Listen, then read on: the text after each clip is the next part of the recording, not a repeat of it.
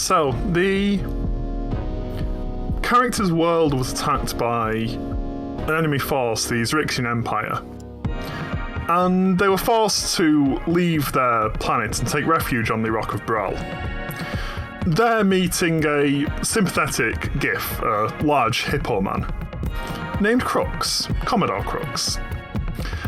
And boarding his ship, hoping to find new allies to fight the Xaryxian Empire, the party is ambushed en route by a fine-looking gentleman called Hastane. Oh god, yeah. And unfortunately, we come straight into a combat as Hastane and his ship bear down on you. He teleported onto the deck to brag about the fact that he'd caught you, and readies his weapon, his large trident. So, roll for initiative. Initiative. Alright, and as you prepare for this, unfortunately, the enemy is acting first as he raises his trident up. And Sol, you tried to grab this man. He's not very happy about that. This is true. Oh, was I in front of him? I probably was. You were, yes. Go ahead and shift. So he's going to strike out at you with this trident in response for you trying to interrupt his monologue. The sharpened pines whip out towards you. The 19 hit? It does indeed hit. Total of 14 piercing and 12 force damage. Total of 14 and 12. Ouch! 26 total. Youch! And Rune, you see him step forwards, whip out with his trident. You are the first of your party to react. What do you wish to do? Beat him up. Good call. Do you want to add any more details to that? Beat him up with a sharp stick. I'm gonna That's pretty much what you do. Yeah, just start attacking him with my sword. Go for it. That'll hit. You slash across the blue skin of this man around his weaponry. Second armor. attack. Weaponry. Oh shit, too many. Unfortunately, the 14 just clangs off his armour. You see he's wearing this shiny golden armour over parts of him. Actually, let's bring up a picture since we haven't seen him since last week. The fancy. Wearing these fine clothes and shiny golden armour. Fancy. That's his person. There we go. We'll give that up for chat. You haven't seen him for a while? I'm gonna get Razlim to give him a kick as well. Go for it. Yeah. Razlim also misses, unfortunately. He's just a bit too fast. Yeah. Okay. That's me. Alright, and Valis. Oh, damn.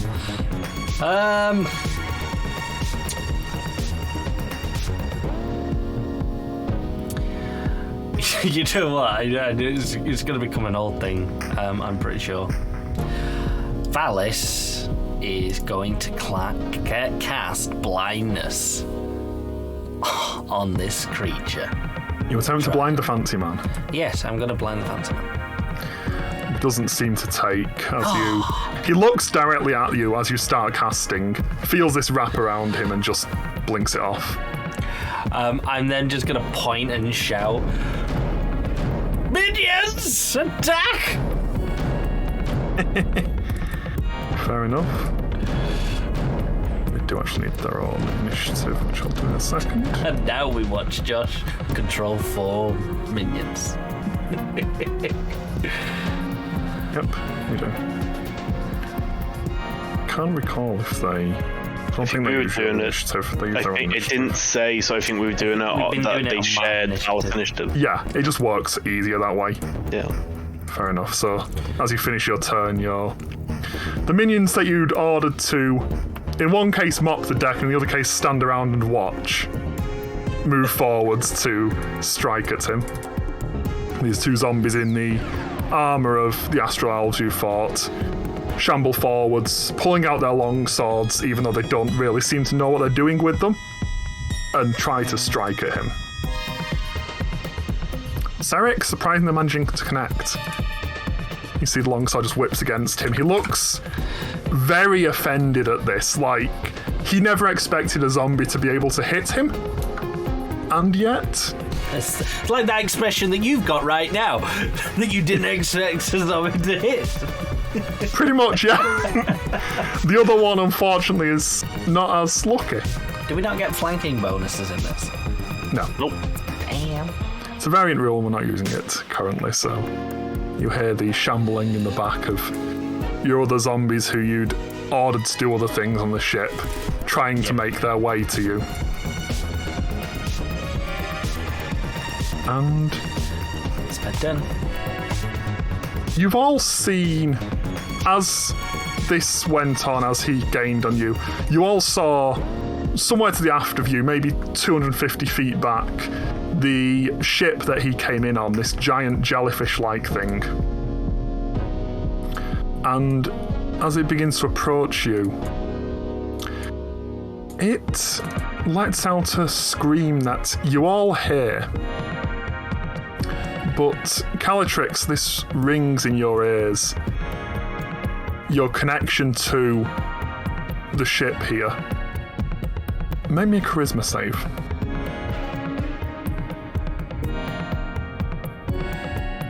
Make it a good one, unfortunately. That's not a good save. Yeah. Sorry, Xaryxis. As you hear this scream ring through your ears, you take 42 damage, psychic damage from this blasting through your ears. 42! That takes me under my hit points thing, so I guess I'm down and on death You are saves. unconscious, unfortunately. Wait, Xaryxis is in like the back room. Yep. She is. Yeah, she didn't get a long rest because she was up connected to the ship. I don't think any of us got a long rest. We got a long rest previously. Looks like there were some short rests. Oh, yeah, I got a short rest. I didn't get a long rest. Oh, short rest, but Yeah. The others got short rests. Xaryxis was driving. yeah. But you hear this scream and you hear how it reverberates through the ship. And then you all hear, from the back room where you knew Xaryxis was, the shattering of crystals. Oh no. Oh god. That's not good. And... Xaryxis, unfortunately you're next. Can you make me a death saving throw? Sure. Come on, Xaryxis. Not 20. Oof. Ow. Oh, No. great. And Sol, you heard the shattering of crystals behind you. You can see through the open doors that the zombies had left open. You see Xaryxis slumped in the chair back there. Yeah. I'm going to spend a key point, Step of the Wind, to disengage. I'm going to rush over to Xaryxis. Gonna charge in. And I'm gonna use my action to feed Xaryxis a potion of healing. Alright. Go ahead and roll for it. I clicked it, nothing happened, I don't think it's set up. What? Like I'd set up items correctly. I will just roll for it manually. I thought it was fixed on the base foundry sheet. Apparently not. Apparently not. Bam. Get 5 health back. 5 is better than nothing, thank you. Whether enough is actually fixed on the base health sheet. And you come to Xaryxis with this scream ringing in your ears. You can no longer feel your connection to the ship. It's doesn't seem to be able to. You don't seem to be able to control the ship at all. But you're up. Yes, thanks, so. What the hell was that? Ugh. That was the man attacking our ship, and then I'll start to run back. 15, 20, 30, 40, 45. I'll start running back. Right. And that is me done. And your ally, the Commodore, starts to stomp forwards, screaming, "Oi, you're not allowed on my ship!" And draws this massive long sword, this massive thick sword from his belt and strikes towards the creature on the ship, slashing against his back while he's not looking and... Oops.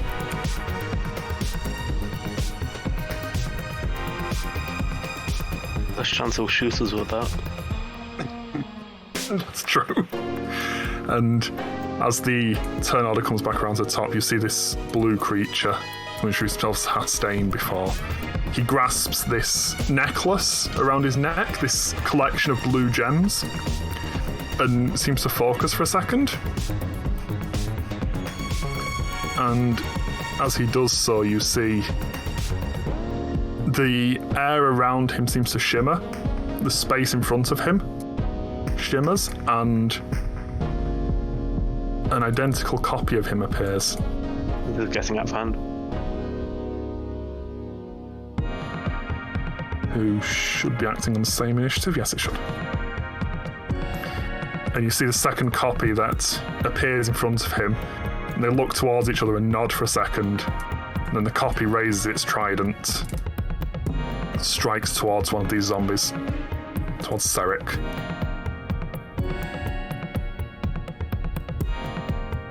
10, which is a miss even on a zombie.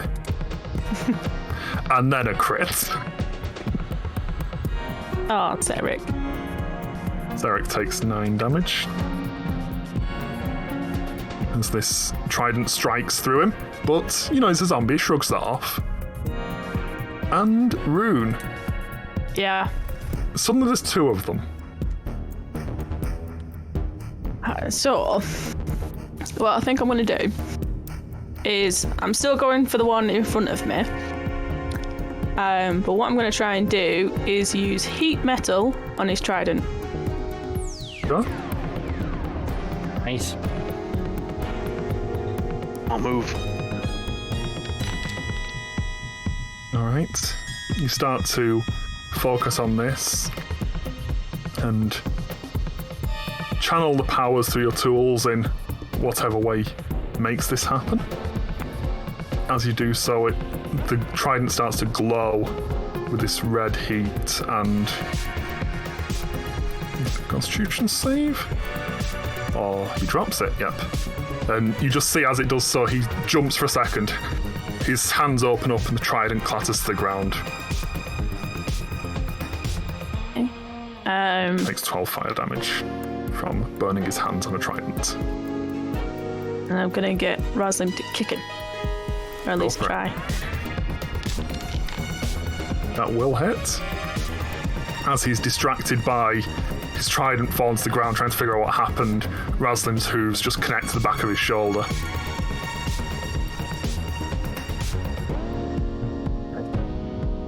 And you managed to strike him with that? Yeah, I think that's me. Alright. Valis.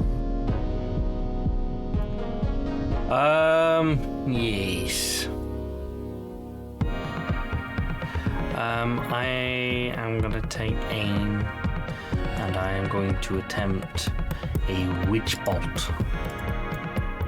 Witch bolt? Witch bolt. Against which creature? Doesn't matter. Misses everybody. Yeah, that's fair. Just bind it up It's sort of- the guy. Woo! Maybe you were indecisive about which one to hit, but Yeah. it zaps past both their ears, unfortunately.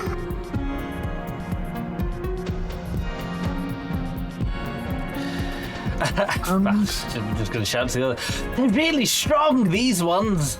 They're dodging really quick.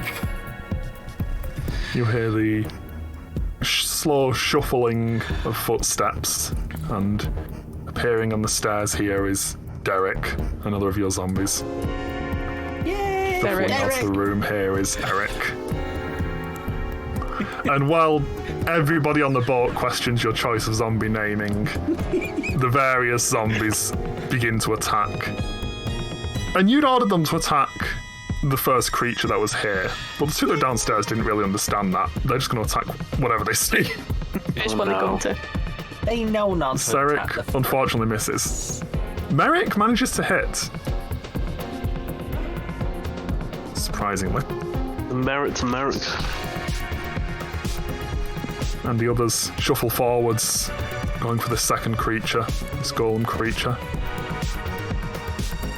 Also a crit. Your zombies are rolling surprisingly well.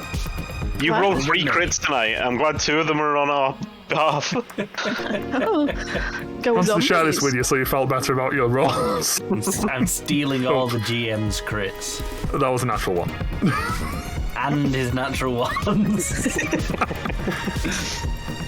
And as the zombies start to strike, you all hear the shifting through space as this jellyfish-like ship seems to creep closer to your ship.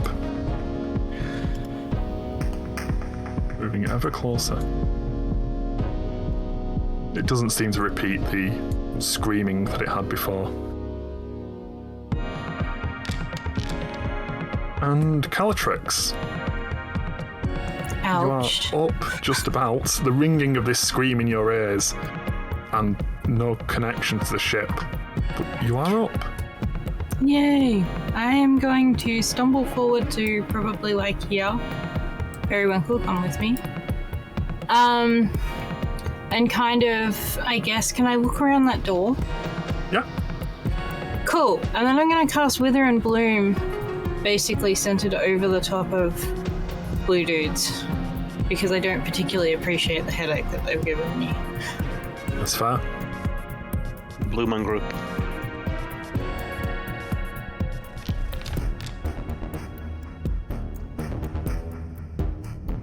All right. So, and I guess if any, like, doesn't look like no one's really on our side taking damage, so One of the zombies has got a hole through him, but I mean, the zombies, they can take that.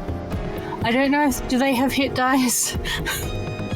Technically, yes. Okay, well if the one that has a hole through it wishes to like use its hit dice to like do the thing, then that's cool. But your druidic powers close in on this area, and you start to see everywhere that Hastane seems to already have cuts from various weapons. They all start to grow slightly. There's a slight blackness around the edges as your powers wither through the life force that remains. Oops. And the other one, surprisingly, who hasn't been injured yet. Oh, he has been injured, actually, sorry. I misread his health. Anything else from you, Caltrix? I think that's all for me. Alright then. Sol. Sol's gonna come back out, seeing how there's 2 of them. Lost control of the camera for a second. Can I see... Where did the trident land? Is it like by their feet? It's by his feet, so sort of between the 2 of them. He essentially just opened his hands and it dropped straight down from there. Okay, so it's within 10 feet of me though, yeah? Yes, definitely. Okay, so bonus action, I'm going to shape self the pseudopod and pick up his trident with the pseudopod, so it's out of his reach. It is still hot. It has no sensory organs, therefore I wouldn't feel it. Good call. Okay, you yank the trident towards yourself. And then I'm gonna punch this one in front of me. Alright then. This guy looks... It looks far too fancy. I'm just going to make bludgeoning attacks. Alright. Bam. That'll hit. Let's make this first one a stunning strike, actually. This is against the Yeah. duplicate, which I don't really know is a duplicate because I wasn't in the room when it happened. Well, there was one of them, now there's 2 of them. Maybe it's his crewmate. So he needs to make a DC 14 con save, please. Complete fail. You see, as Very you... nice. Essentially, you come up behind him, and as you strike to the back of his head, you see him wobble on his feet. Clearly stunned. Fantastic. I'm gonna punch him again. I'm glad that the stunning strike went off. Yep. Again, bludgeoning damage. Yeah, unfortunately, even while he's stunned, doesn't quite manage to get through. Like, he looks like he's wearing fancy clothes, but clearly there's some armor under there. You feel how hard it is as you strike, and you can't seem to quite get that one to connect. Oh dear, that's not promising. An 18 didn't hit. Okay, cool. That is, I believe that's me done. Yeah. All right. And the Commodore is going to swing his longsword again. Manages to clash into this man's armor. He's definitely looking pretty ill right now. He's certainly looking like he's bitten off more than he can chew, perhaps, as he wobbles on the floor. And it is his turn.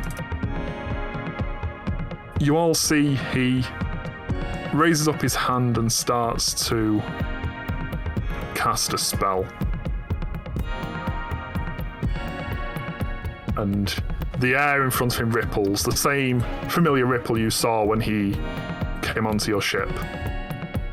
As he whispers a few words, steps forwards, disappears.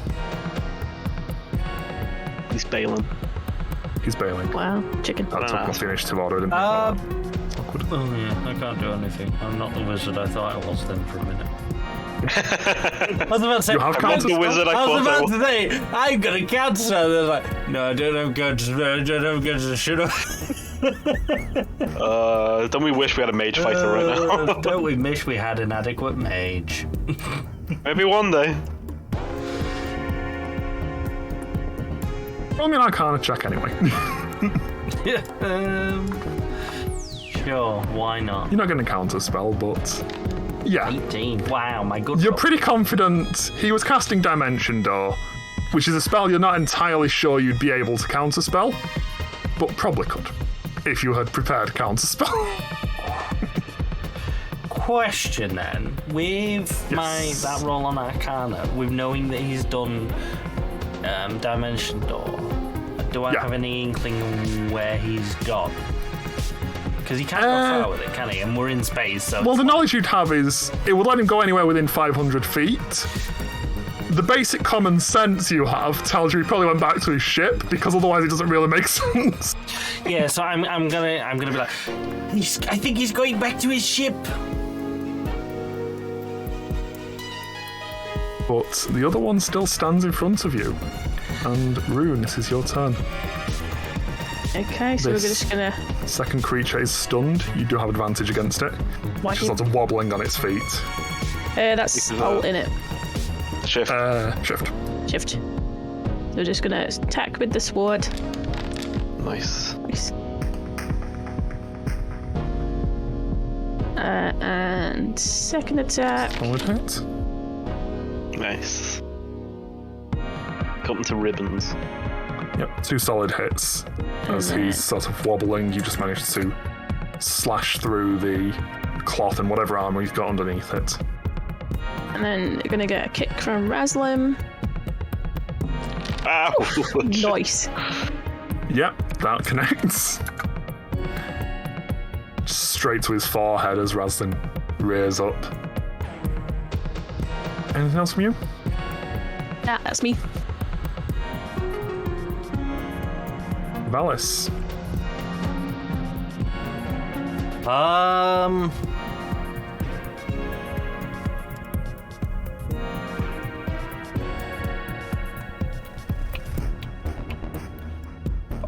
What's the other ship doing? Lurking. From what you can tell, it's moving closer to you. You sort of... There is a stern castle in the way, but as you look around it, you can see this ship sort of moving closer to you. You know there is a ballista on top of your ship that you could use to fire back. Would I know it? Would I actually be able to aim at them? It's not like arc locked or anything. Like I know. It's a rear facing ballista, and they are behind you. So okay, I'm going to starlight step up to that thing. Yeah. Easy enough. And I am going to start manning the ballista and opening fire on them. Yeah, it is currently loaded, so you can quite easily try and fire off that first shot at least. Yep. I did not have these stats for the ship ready for some reason. Ha! Unprepared. Just roll me 1d20 even and add 6. 1d20, that's a d12. Plus 6. 33. Yeah, easy enough. You get up there, you aim and fire towards his ship. Easily connects. Roll me 3d10 for your damage.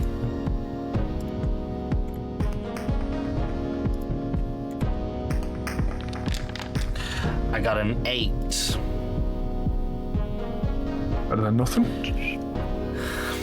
You see this big ballista bolt just sticks into part of the front of this jellyfish creature.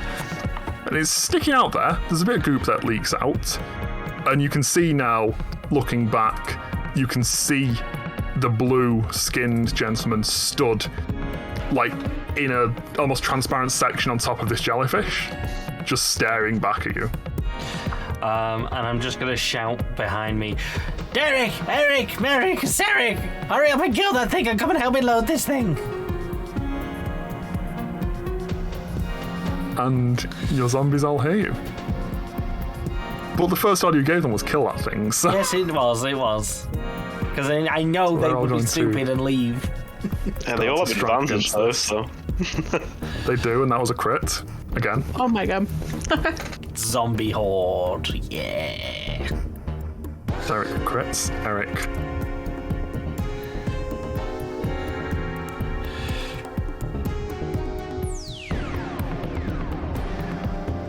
Double crits. Oh my god. Can we have your dice, please? Oh my god. And you watch as the four zombies with their long swords sort of vaguely waved around, all of them fall onto this golem at about the same time, just bear it down under their weight and start sticking long swords in it. Oh my god. And it is dead. Really? And you watch as all four of the zombies almost in unison stand up, long swords still brandished in hand. And they all turn around towards the stairs and start to walk. Basically run out of turn, but you see them all marching towards the stairs. Yeah. And So, leads us to the ship. Go on.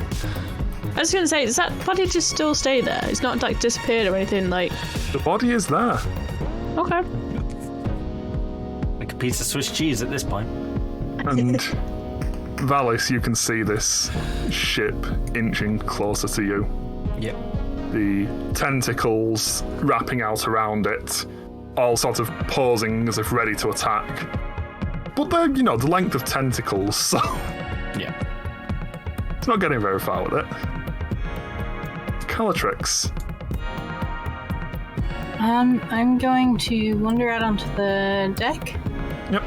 And in doing so have lost my ability to see where the distance between those other ships.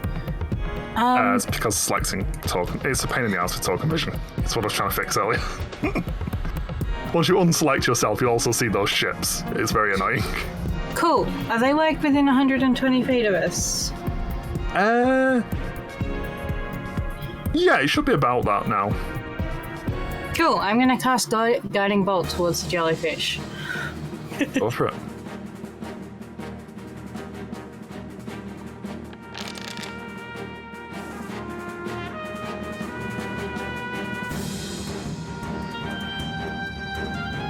And you watch as this beam of light streaks out across the astral sea, strikes the front of this jellyfish, and it's surrounded by this glow of light.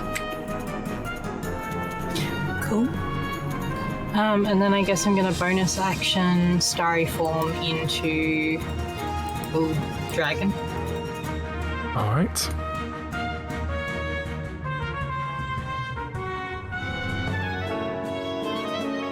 And Sol. How far away, roughly, is this jellyfish ship? About 120 feet, since someone just asked that. Well, maybe I wasn't looking at 120 feet. Oh, let me just check something quickly. It's within ballista range. It's within my range. Are you going to leap into space, hoping to hit a jellyfish? Space squid versus space blob. So the step of the wind... Space blob. The step of the wind as a dash is just... It just gives you a dash action as a bonus action, right? Yes. Okay. And winged unfurled gives me wings. So I can't reach it yet, but soon I could fly over to it and start punching him. Okay, I wasn't sure if it doubled your movement speed as well, but I think I'm thinking of something else. No, step of the wind doubles your jump speed, your jump distance. Cool, right, I'm gonna head up these stairs, I'm gonna... Squeeze around the zombies. I'm just gonna, like, mantle up the wall, I guess, and... Fair enough. And I'll come over to where Valis is, and I'll use my action to start helping reload. Alright. You come up and you start to pull back the string on the ballista. I forgot what it was called for a second. Shooty Big thing what shoots. Big crossbow. The shooter. Pew. And yeah, that is going to be my turn. I'm going to... I don't know if I could do this as well. Could I say to the tree... You might want to wake up and help us fight, buddy. You can speak to the tree, yes. I will say that to the tree. Alright. Let me give Starbow initiative. As you speak to it, it slowly seems to shake the branches awake. Oh, yeah. And you see one massive hand reach down to the pile of rocks nearby and pick up one of the massive rocks. And To be a surprise for Valis. the good Commodore just seems to... You see him lean over the side rail and look out on the ship. And he looks up to where you're loading the ballista and goes, "Fire on them! Fire on them!" Waves his longsword in the air like he's giving orders.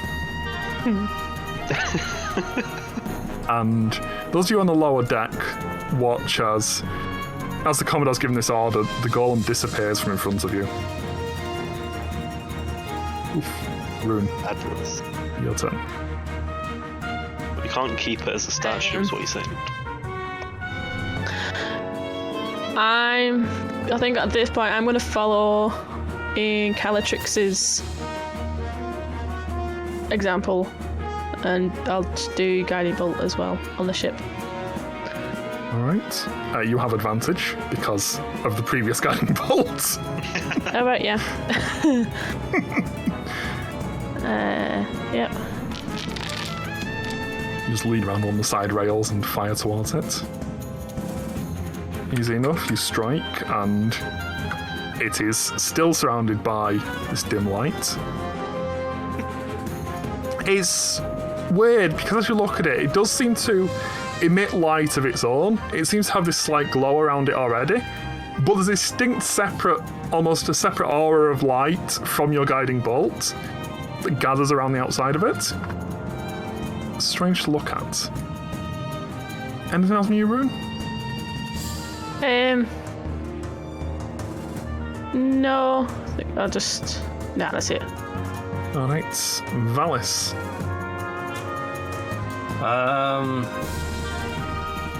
Yeah, pretty much for the health of the zombies, I'm just reloading the ballista. But I'm firing and allowing the zombies to reload, because I don't think they will fire it in a very good manner. Probably true. It's currently, the string is back currently. It needs to have a bolt loaded into it before it can fire.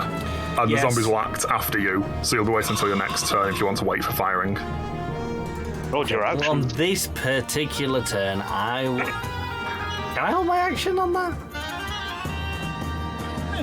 Yeah, hold your action until it's loaded and then be ready to fire. Okay, so I literally just take aim as if the bolt is going to be there and wait. Fair enough. The bolt. You line it up, get it ready, and you hear the shuffling behind you.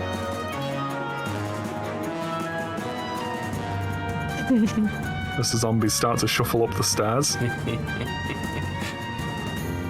Which ones are on my left, please? Derek and Merrick are on your left. Eric and Sarek are on your right. You can mouse over them and see these things. They are marked as hostile, we cannot. Are they still marked as hostile? I thought They I are fixed indeed that. marked as hostile. God's sake. I don't know why. Sometimes Foundry just likes to mark things as hostile, even though they're supposed to be friendly. The zombies. You never know. A little oddity. They could be hostile if Alice forgets to refresh them. Yeah. And you see your zombie horde marching up the stairs, at which point you realise zombies are actually quite slow, and you're just sort of waiting for them as they stop. Damn it! That's fine. Sol can put a bolt in. And I can go as soon as it goes. Jellyfish thing starts to move closer to you. Essentially, at this point, you're just aiming down a crossbow, looking at this thing getting slowly bigger as it wobbles into the space. And nobody's really doing anything. As you hear the creaking of wood, the treant above you coming to life, grabbing this rock, spinning round, and you feel the rush of air over you, Valis and Sol, as this rock is launched through space. You see this giant rock slam into the front of the jellyfish ship. I forgot the word jellyfish for a second there, don't worry about it. You see the treant leans down from another rock. Calatrix. I'm gonna cast Guiding Bolt at it again. That's You my have first advantage because it currently has guiding bolt on it.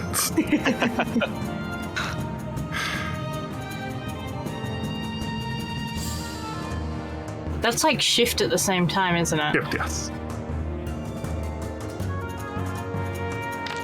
Oh, Nice. I'll do it. beautiful. Yay! As your guiding bolt blasts into it, and you see the almost. You're used to seeing the dim light at this point, but you see the lights around it as your bolt slams straight through almost straight into the point at the front of it and straight through the length of the jellyfish. Nice. Definitely take a few solid hits. You can see a few holes in the sort of outer skin of the jellyfish. Nice. And then I think I'm gonna bonus action healing word on myself if that's okay.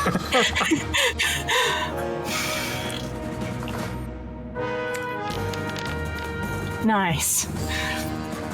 Ooh. We have double-digit hit points again.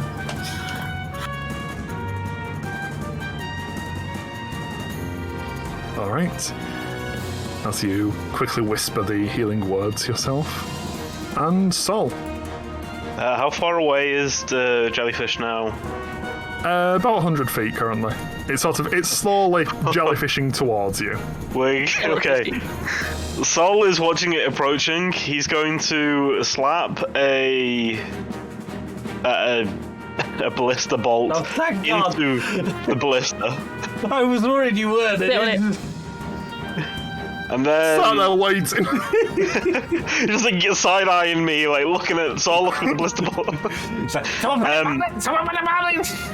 Just to quickly ask, is it a free action to drop something from a pseudopod? Yeah, if it's still in your pseudopod. I thought you dropped it at your feet downstairs, but No. if you're still carrying it, yes, it's a free action to drop it. Okay, because I know it's a bonus action to reabsorb it, and I don't really want to do that. I mean, I suppose I could at this point since I'm not doing anything else. But, yeah, so I'll load in the ballista bolt, and then Sol is going to just move to the back of the ship and prepare himself.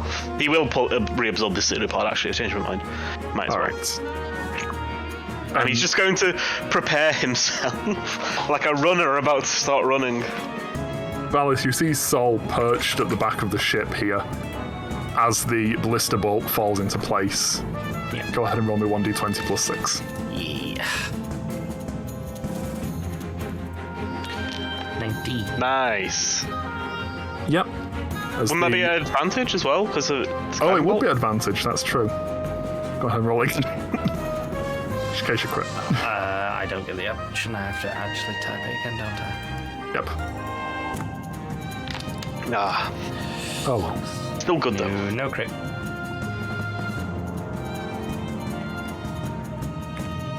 Alright. The ballista bolt shoots forwards. And yes, roll 2d10. As it slams into the skin of this jellyfish thing, dealing 15 damage.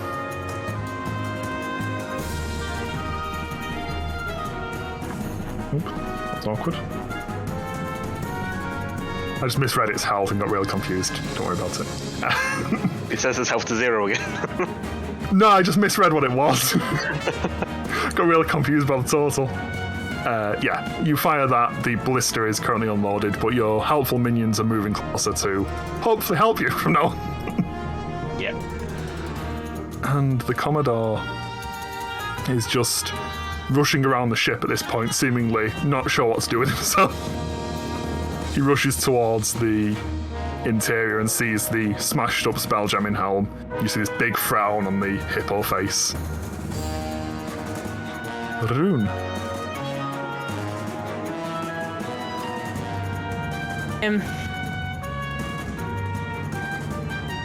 Yeah. Yeah, I think it's just going to be another guiding bolt. That That's a ship. feeling. It's the only long-range spell I have. Fair enough. Ooh. It'll hit. Okay. You just blast your guiding bolt towards it. It's surrounded again with the subtle light of guiding bolt, making it slightly easy to see against the surrounding area. As your bolt slams into it. Anything else from you?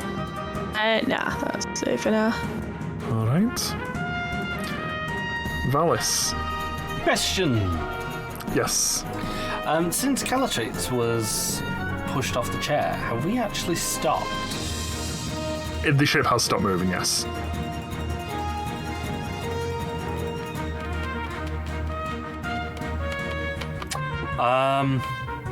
At the sight of my minions arriving and grabbing onto the ballista, I'm gonna turn to him and say, right, fire at that ship.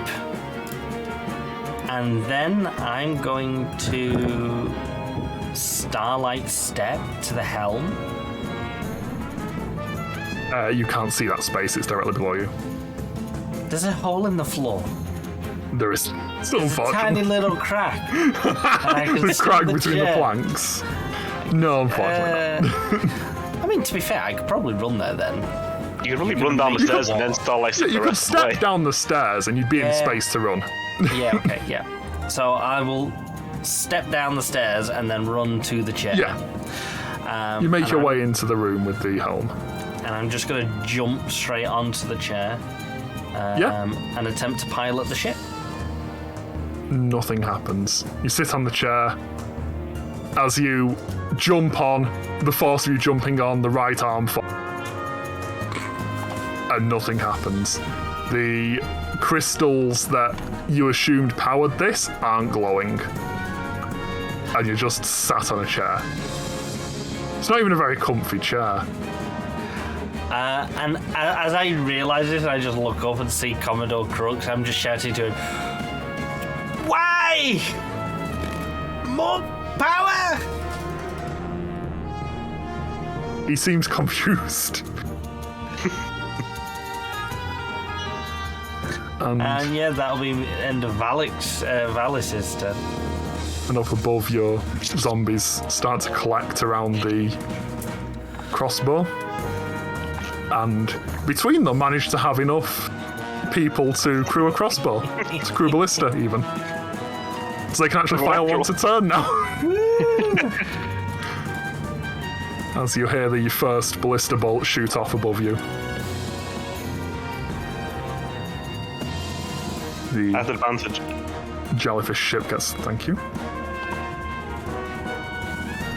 It rolled literally the same number. Check your dice, please, Mr. GM. As the jellyfish ship moves closer to you. I'm thinking I need to. And you hear the creaking of wood as once again the treant launches a rock. Slams into the jellyfish ship. Jelly ship? I've said jellyfish ship far too much in the last hour. Calatrix. I feel like guiding bolt seems to be highly effective. It does seem popular. That's what I'm gonna do. Go for it. That's a hit. Yay. Gotta be awkward if it wasn't at this point. Yeah. And you see the familiar glow of light around it again, granting advantage to the next person to attack. Anything else from you? No, I think I'm good. Alright then. Sol.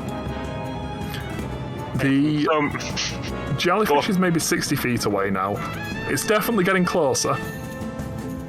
And you're eyeing up the distance thinking, you know, you'll probably make that. Does that have any, like, obvious openings to get into it? It really doesn't. As far as you can tell, it's just this one sort of smooth dome. And you see there's a slightly transparent part in what you'd consider the top of the dome. And you see the man standing there, arms crossed, just staring out at you as it moves closer. Let me ask another question. Yep. We've been firing ballista bolts. We have. Have they made holes through it? Yes. Are they at least an inch wide? More so, considering some of those holes have been made by very large Fantastic. rocks thrown by treants. I'm gonna do it then. I'm sorry, Josh, but I did warn you this was gonna happen. Go for it. Okay. Before I do what I'm gonna do, I'm just going to use quickened healing. Give myself some health back. Right. Oh boy, a whole 4 health. Very nice. And then I'm going to use Step of the Wind, which makes my wings unfurl. And I'm going to jump off the back of the boat and fly at the enemy ship. Alright. I have 90 feet of movement. Yeah. Easily possible. I'll drop my bag off as well before I do that. Rune I can do that. and Calatrix, as you're looking around the stern castle trying to get a sight on this ship behind you, you see this blue missile with wings spread out around it just fly towards the jellyfish. It takes you a moment to realise that's Sol, and he just jumped off your ship. I wish I hadn't used quickened healing now. I just realised I could have done something more funny. And Sol, you fly forwards. Make me an acrobatics check. 21. And you fly straight in through one of the holes that these rocks had left. Land in this tiny space inside, 15 feet away from Hastane. He just so I turns to look at you. perfect. So I use 60 feet to get there. So I'm just going to walk up to him slowly and just say, I suggest you stop. Unfortunately, I cannot actually do anything else. Hang on, no wait, can I? Because I spent key points, so I can use key empowered. No, I can use key fueled attack. So I can hit him. Never mind, that's as a bonus action. I already used my bonus action. But I'm going to walk up to him with the rest of my movement. Yeah, you walk up to him and he looks at you, looks down his hands, and you know where his trident is. Mm-hmm. He doesn't. I'm going to crack my knuckles. As back on second wind, the Commodore runs forwards to you, Valis. looking over the chair. I'm not sure. I'm not the one who normally fixes these things. Give it a kick. He runs forwards and lifts up one giant hip or leg as if he's going to kick it, and then seems to rethink that. Puts his foot down slowly. Meanwhile, on Hastain's ship, Sol, you look towards him as he, seemingly surprised by you suddenly appearing in his ship, certainly.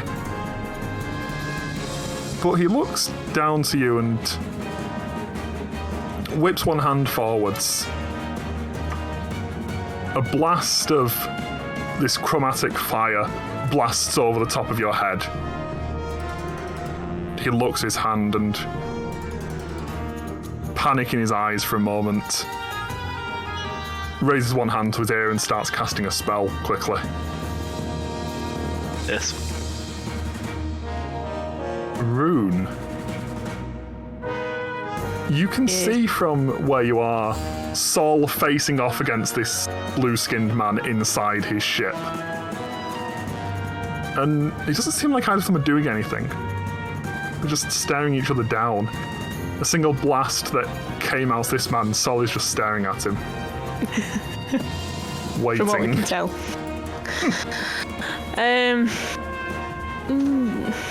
Okay.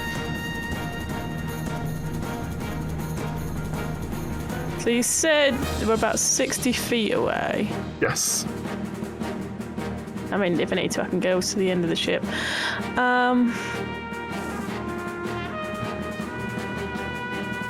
So... okay. I'm gonna attempt to try and cast Sacred Flame on Hastain from where I am. Well, you know what, I'll move up. I'll move up to the top deck. Alright. So I can actually probably reach a bit better. Enough. You see several zombies here manning a ballista. One of them, or two of them, given their strength, pulling back the string, a third one holding a bolt ready to load it in, fourth one aiming and firing. Very efficient.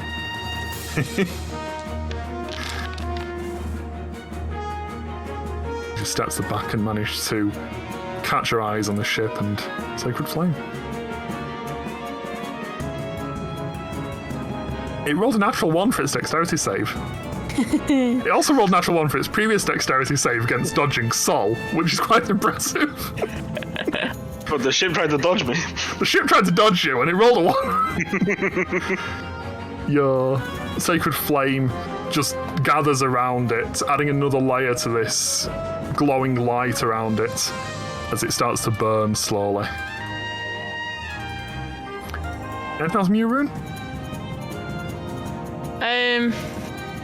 No. Alright. No. Valis. Valis looks at the chair Looks at the and using all of his knowledge, specifically in necromancy and, you know, transferring energy, and is trying to think of any way possible to jumpstart this ship. Roll me an Arcana.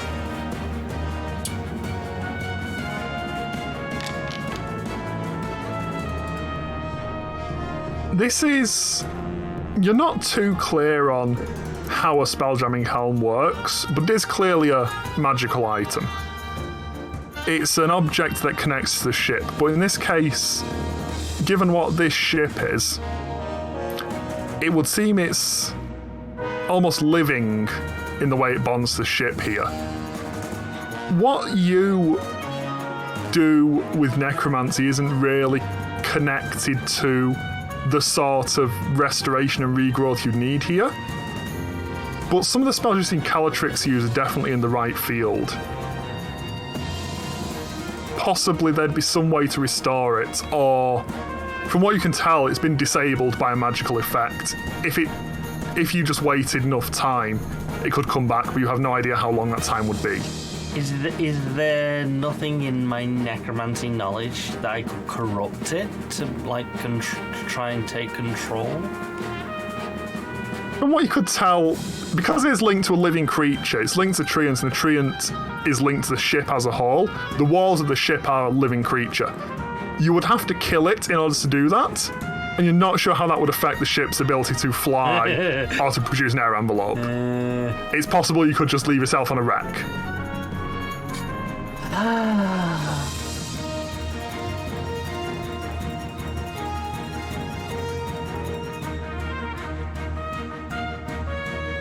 Ballas is gonna kick the chair. Roll 1d20. Wow. What are you gonna do? You swing at the chair, it hurts your foot. God damn it, magical ship! Well, you feel the floor under your feet shift as this jellyfish moves closer towards your ship. The jerking movements that it makes, you feel it shudder each time it does. As it starts to shift closer. Carrying you and Hastane. And back on the second wind, a ballista bolt and a giant rock fly out. And Sol, you watch as both of these fly wide of the aesthetic you're on. Sorry, Caltrix, I missed that. Doesn't one of them have advantage? Yes, it rolled advantage. It was terrible. The zombies, as it turns out, not very good at firing ballista. Who would have thought they have a low dexterity? Wow. The thing is, they're not even using their dexterity, they're just bad at firing. Oh god. They're just bad. They're just bad. Need to upgrade them for the next one. I'm gonna guiding bolt at these things again, because why not? And also because I get a bunch of free uses of it, so let's not waste spell slots. Alright, your guiding bolt slams into it and the light surrounds it once again. The next attack will have advantage. Anything else from you? No, I'm good. Alright. Sol. Right, it's time to punch this man, but the first thing I'm going to do, because I can do it as part of my attack action, I'm going to use Breath of the Dragon. Now, I'm technically inside of a target, so... You are technically inside of a target.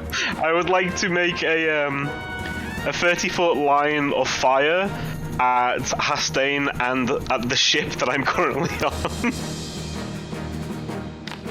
So they need to make... I don't know how it's going to make a dexterity saving throw from inside of it, but... It immediately fails. You are within the target. So, there's that. Sorry, what damage type did you say? Fire. Hot. Thank you. I know you said something, I just blanked. And then I'm going to punch Hastane in the face. Again, with a fire fist.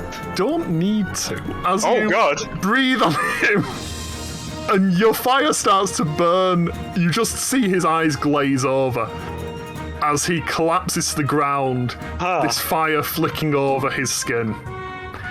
And the jellyfish just shudders to a stop, dims. You see the light that was surrounding it, the light that was within it, all goes dark. And you just stood here in darkness. Okay, in a corpse. Well, that was... I breathe fire, I go to punch him, it's like, I don't know if I can do this because I've technically just used my action to attack. Can I pick up his body? I'll allow it. It was the only threat. You are technically out of initiative order, so okay. I'll allow it. I'm going to pick him up, and I'm going to use my last key point to step the wind, and my last wings unfurl to fly back, and I'm going to bring his body back with us. Okay. Or with me. And you managed to land... I've landed you in the cargo hold. No. You managed to land back on the deck of the second wind with the body of Hastane. The threat's dealt with. No, you bought Valis a new pet. Well, I thought perhaps he would have... I thought maybe he might have another note on him, like the last ones. I didn't consider that, but I'm sure he'll enjoy this new one. There's 2 now. You hear a ballista fire up above you. Valis, can you... the threat's dealt with. Call your boys off. They're wasting ammunition. Valis hops onto the deck, like holding his foot. What? The chair's broke. Yes, well... I'm gonna head back down. Derek, Xaryx, I need a cup of tea. I'd like to search this body when I can. See 3 of the zombies file down the stairs. I'm gonna File assume inside and file down another set of stairs. Xaryx, get me a chair. you would have all heard him say that the chair's broke. Yes. Okay. So He's relatively loud.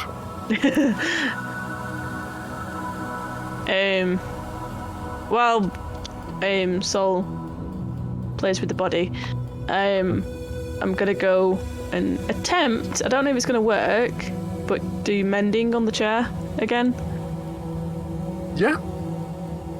You walk over and you notice the arm has fallen off once more. You put the arm back in place and you start to arrange your tools suitably and start to mend it. You manage to put the arm back on, but you don't seem to be able to do anything to the lack of functionality of the ship itself. Or the chair, I suppose, itself. Yeah. Alice is watching. I mean, I know I can't put any magic back in it, but I don't know if if anything else was broken, it's just putting it all back, basically. It seems like it's a whole piece. From what you're capable of doing with your tools with mending, you think it's mended as much as you can. Okay. I think it's connected. And Valis will just walk back onto the main deck.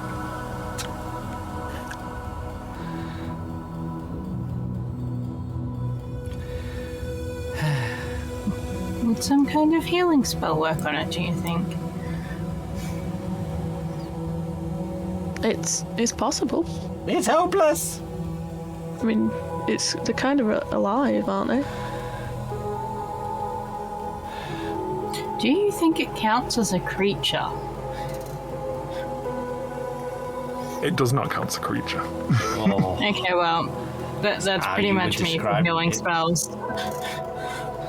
Unless lesser restoration is likely to work. Although I don't actually have any spell slots at 2nd level, so probably not. Yeah, that's me. As far as magic goes. Yeah, you look down at it, it appears to be broken. You can feel there's still life in the ship, but it seems like the chair is somehow disconnected from that. And you're not quite sure.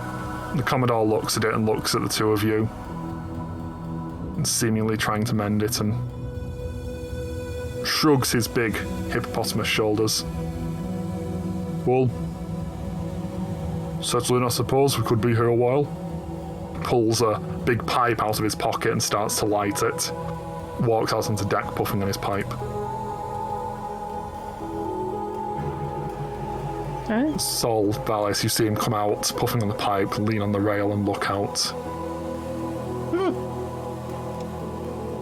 Valis will remove his black dagger and start cutting open this new corpse. And I'm not finished with you. I'm waiting to search the body. He's working around you. I would not let you touch it. He's trying. I was waiting for Josh to come back to me. Yeah, Sol, go ahead. Valis I'd like to touch he has the several body. things he's doing before he catches up to you, so... Yeah, you search the corpse of this creature. He's wearing this necklace of a sort of a deep blue gem that seemingly seems to be important to him. He was grasping it a couple of times during the fight. And you search through his pockets and such. nothing else as far as you can tell. No coin pouch, no personal equipment, no eating knives or anything. Seemingly completely empty other than this necklace around his neck and the trident he was carrying before you disarmed him. Which is on the upper deck right now. Which is on the upper deck, yes. Okay. I'll take the necklace off of him since it's probably valuable, and Sol doesn't know much about magic stuff, but if it's a magic thing, I'm sure he can get Valis to look at it later. Fair enough. And then he'll lie the body down in the half-mopped blood pile on the deck, waiting for Valis to then come and make more of a mess. And he'll just pick the mop bucket up and wait. All right. Leaning on the mop. Actually, no, first he'd go up and get his bag and stuff back that he left on the top deck. Yeah, easy enough. As you come back down, you see Valis coming towards the body with his special knife at the ready. Special knife. I'm gonna go and collect up the tridents and stuff. Yeah. The trident from the second creature seems to have disappeared when the creature did, but the trident from the original, the real one, as it were, is up on the top deck. You managed to pick that up and collect that. Question: when we Stick that in your killed inventory. the guy, did the ship stop moving? It did, yes. It's gone completely dark. It used to have. Thank God. It used to have lights coming out of it, like it was glowing slightly. It's now completely dark, and the tentacles hang limp at the back. It seems. I mean, as far as you can tell, it's dead. By double kill. That's what You did you're double saying. kill. I was just hoping for no late-on collision randomly when that thing catches up with us. Oh, there's a valid point. Yeah. Well, the space doesn't work right the same way. Yeah, there's now just 2 dead ships here. Valis will just promptly begin to cut open this corpse, remove the teeth, siphon out the blood, pocket the eyeballs, and shave off all the hair. All right. Ew. True necromancer style. You You'll go also through take the your toenails off. steps. It takes some time. For the rest of you, if you're waiting for Valis, or if you want to do anything else, you have time to take a short rest. I'm gonna take a short rest over here. Unless there's anything else you want to do urgently. I think, yeah, Kelly's gonna wander up to the top where the treant is and just ask if she can rest under his, branches. I think that's probably the most likely place that she would go. Oh, Yeah. except I can. What language do you speak to it in? You're aware that they'd understand Druidic, so you can choose to Probably speak Druidic, to yeah. it in Druidic in that case. Yeah, and it looks down at you and nods. Of course, Druid. Please, you're welcome. And a couple of the roots shift apart to make a comfortable nest for you. Thank you.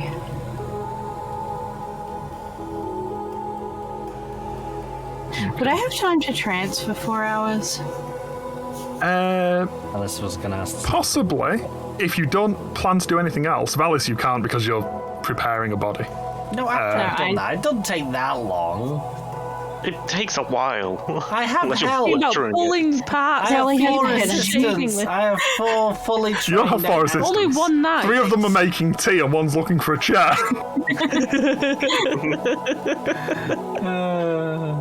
After I've done it, do I have time? We'll wait and see. I really need think a short rest. You I can mean, take a short rest. You can't take a long But rest. if I can can't take a take a long short rest. rest, I can take a long rest. No, short rest is 1 hour. Trancing is the equivalent to long rest. It's still 4 hours long. I think Kelly just has a really bad headache and just wants a nap. Well, the closest thing that elves do for naps. So yeah, if I can trance for 4 hours, that would be appreciated. And that's all I want to do. Well, make your choice now, elf friends. You're fairly confident you can take the time for a short rest. If you want to risk trancing, if you're interrupted before the end of it, you won't get any rest out of it, so...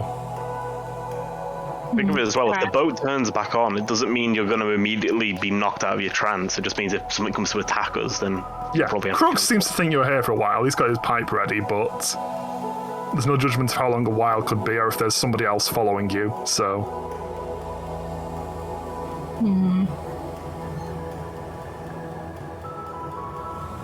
Ooh, alright. I'm gonna risk a long rest. No, 4 hours. Trance. Right. You begin to drop yourself into the meditative state of a trance. By the Valis. time I finish harvesting the body, then is Yes. the chair working? You finish harvesting the body, you walk inside to see 3 zombies holding up 3 teapots. And you walk towards the chair. It still seems to be powered off. The lights, the crystals are dull. It's not projecting the circle underneath that it normally is. Do I have any indication of how long it may be until it comes on, if it is just stunned?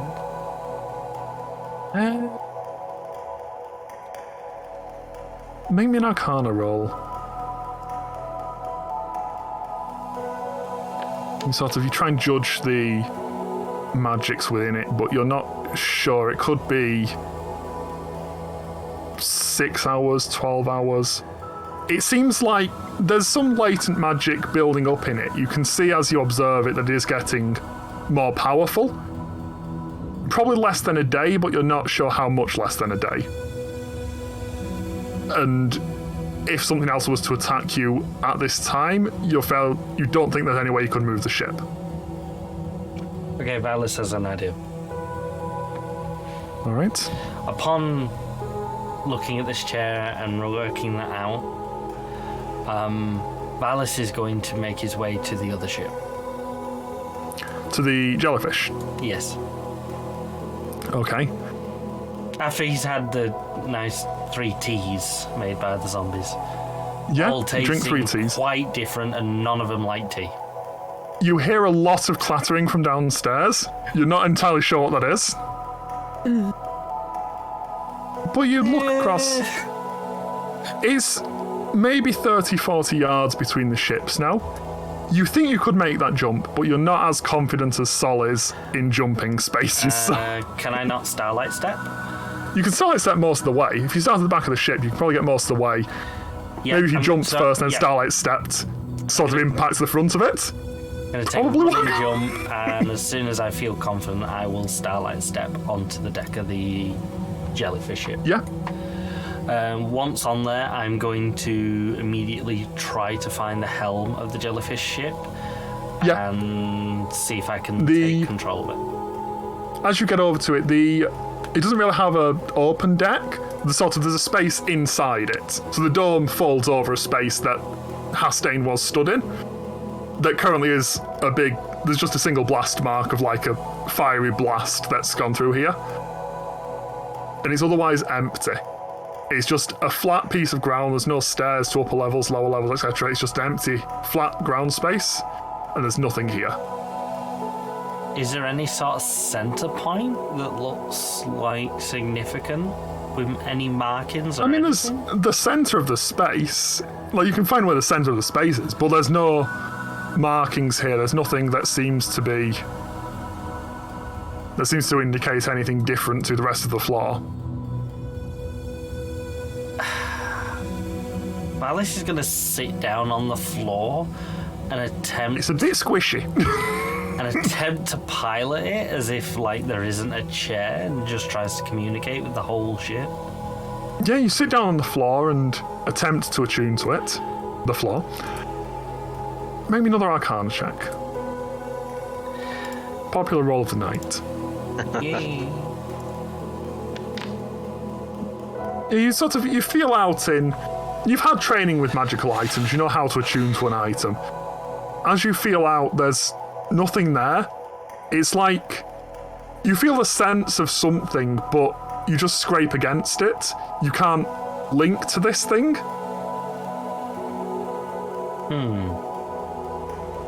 And the floor's really squidgy. It sort of distracts you a bit Yeah. as you wobble on the floor, but doesn't seem like you could control this in that way. I And there's nothing else I can see. Nope, it's just completely blank space in here.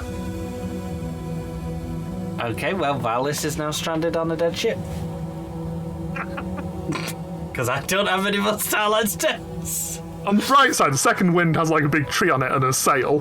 There's probably like it's easy to jump back across there and hit something.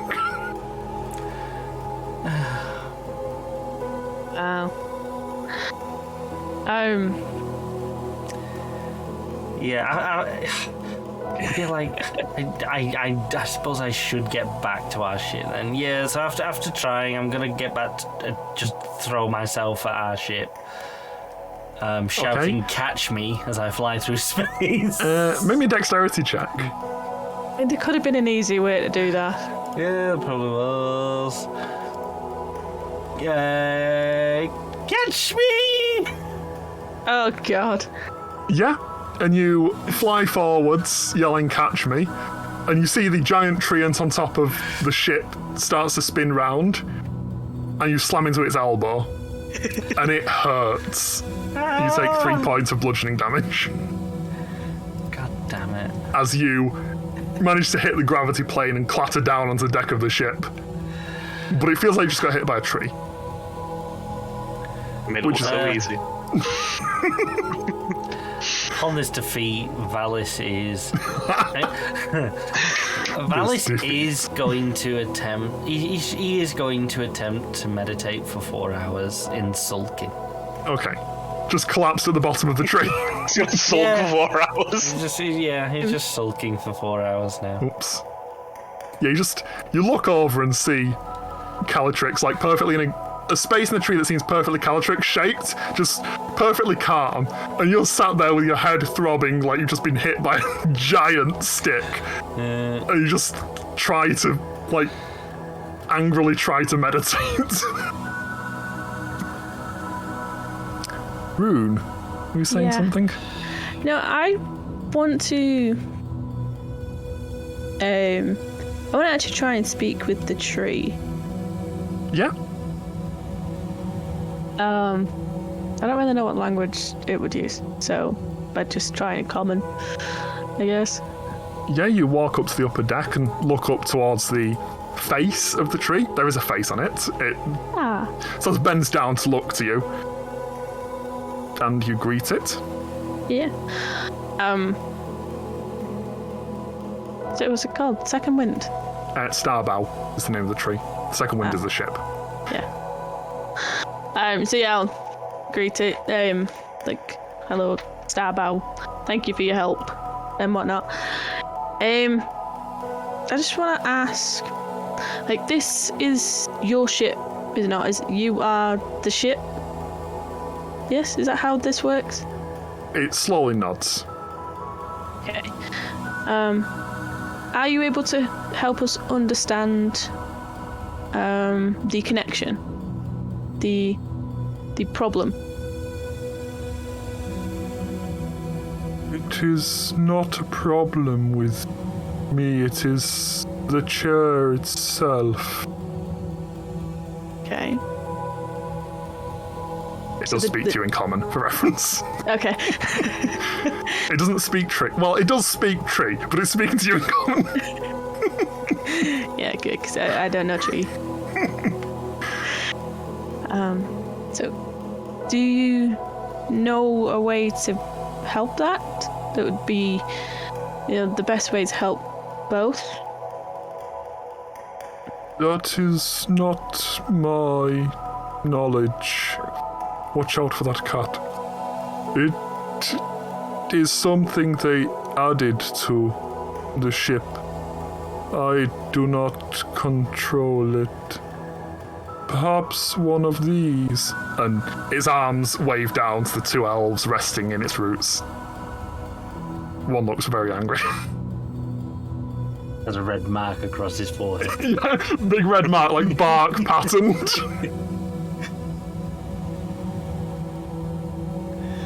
Okay. Okay. Okay, well, once they awake, we will try. But you were not hurt in the confrontation, were you? I am uninjured. The only thing that has struck me was that one.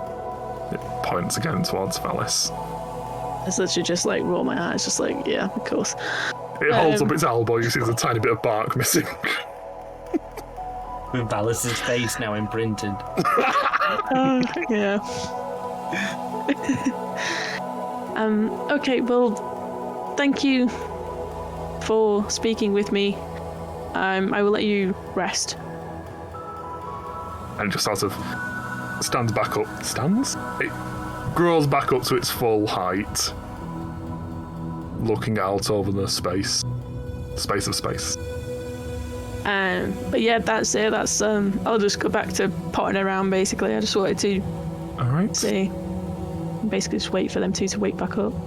Yeah, you have the time to take a short rest yourself.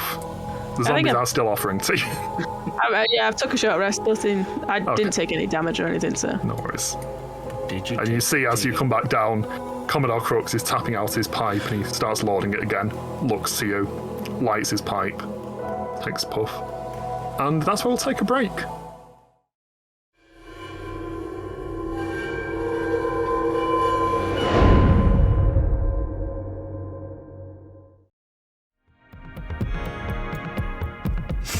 You are waiting. And waiting. Do I wait for 4 hours? Chair of the ship remains dark. Sol, you have a lengthy conversation with the Hidozi as he repairs the sails. Is there anything else you wish to do while you wait, Sol?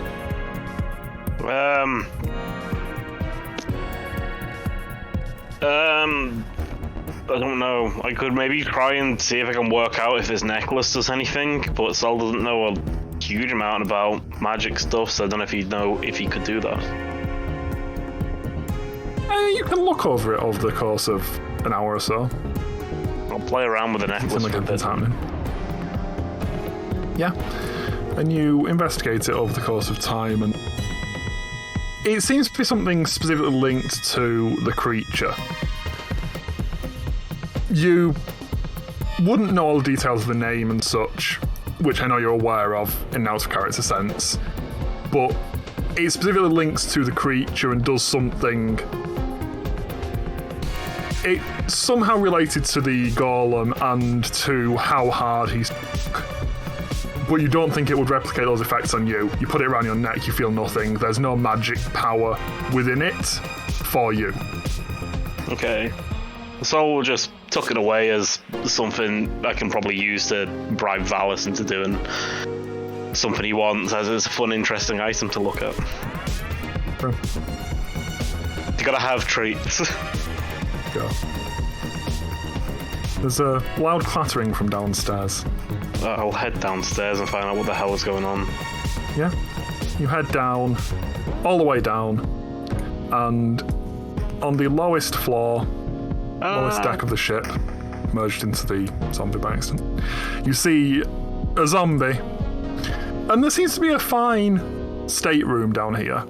A fine room for entertaining guests. It's very small at the bottom of the ship, but it has 3 nice chairs and a nice table. And a zombie trying to pull one of the chairs back up the stairs. The stairs are too narrow for this. So you just see it clattering against these stairs, stepping down a step, adjusting its grip slightly, clattering against these stairs. Does it look like... I mean, the chairs must have got down here somehow. Is there a way that somebody with more precision could pivot the chair up the stairs? Not up the stairs, no. There's a door behind you that they probably could fit through. It's a regular sized door, but the stairs themselves are very narrow. I'll have a look out there, see if it's just hammocks. You look through, there seems to be several hammocks. Further to the front, further towards the bow, is what seems to be a cargo hold, and you see the hole there in the ceiling of that space where cargo will be lowered down. Okay. Can I... So, Derek the First is awkwardly trying to do this. How heavy is Derek in his armor carrying a chair? That's a question I've never been asked before. I'd say about £100 plus chair. Okay. I can probably pick that up, right? With your strength, yeah. Okay, I'm just gonna lift up Derek. You lift up the zombie and the chair. Awkwardly walk them underneath the hole. Yeah. And then I would like to throw the zombie up. Okay, make me a strength check. Hup.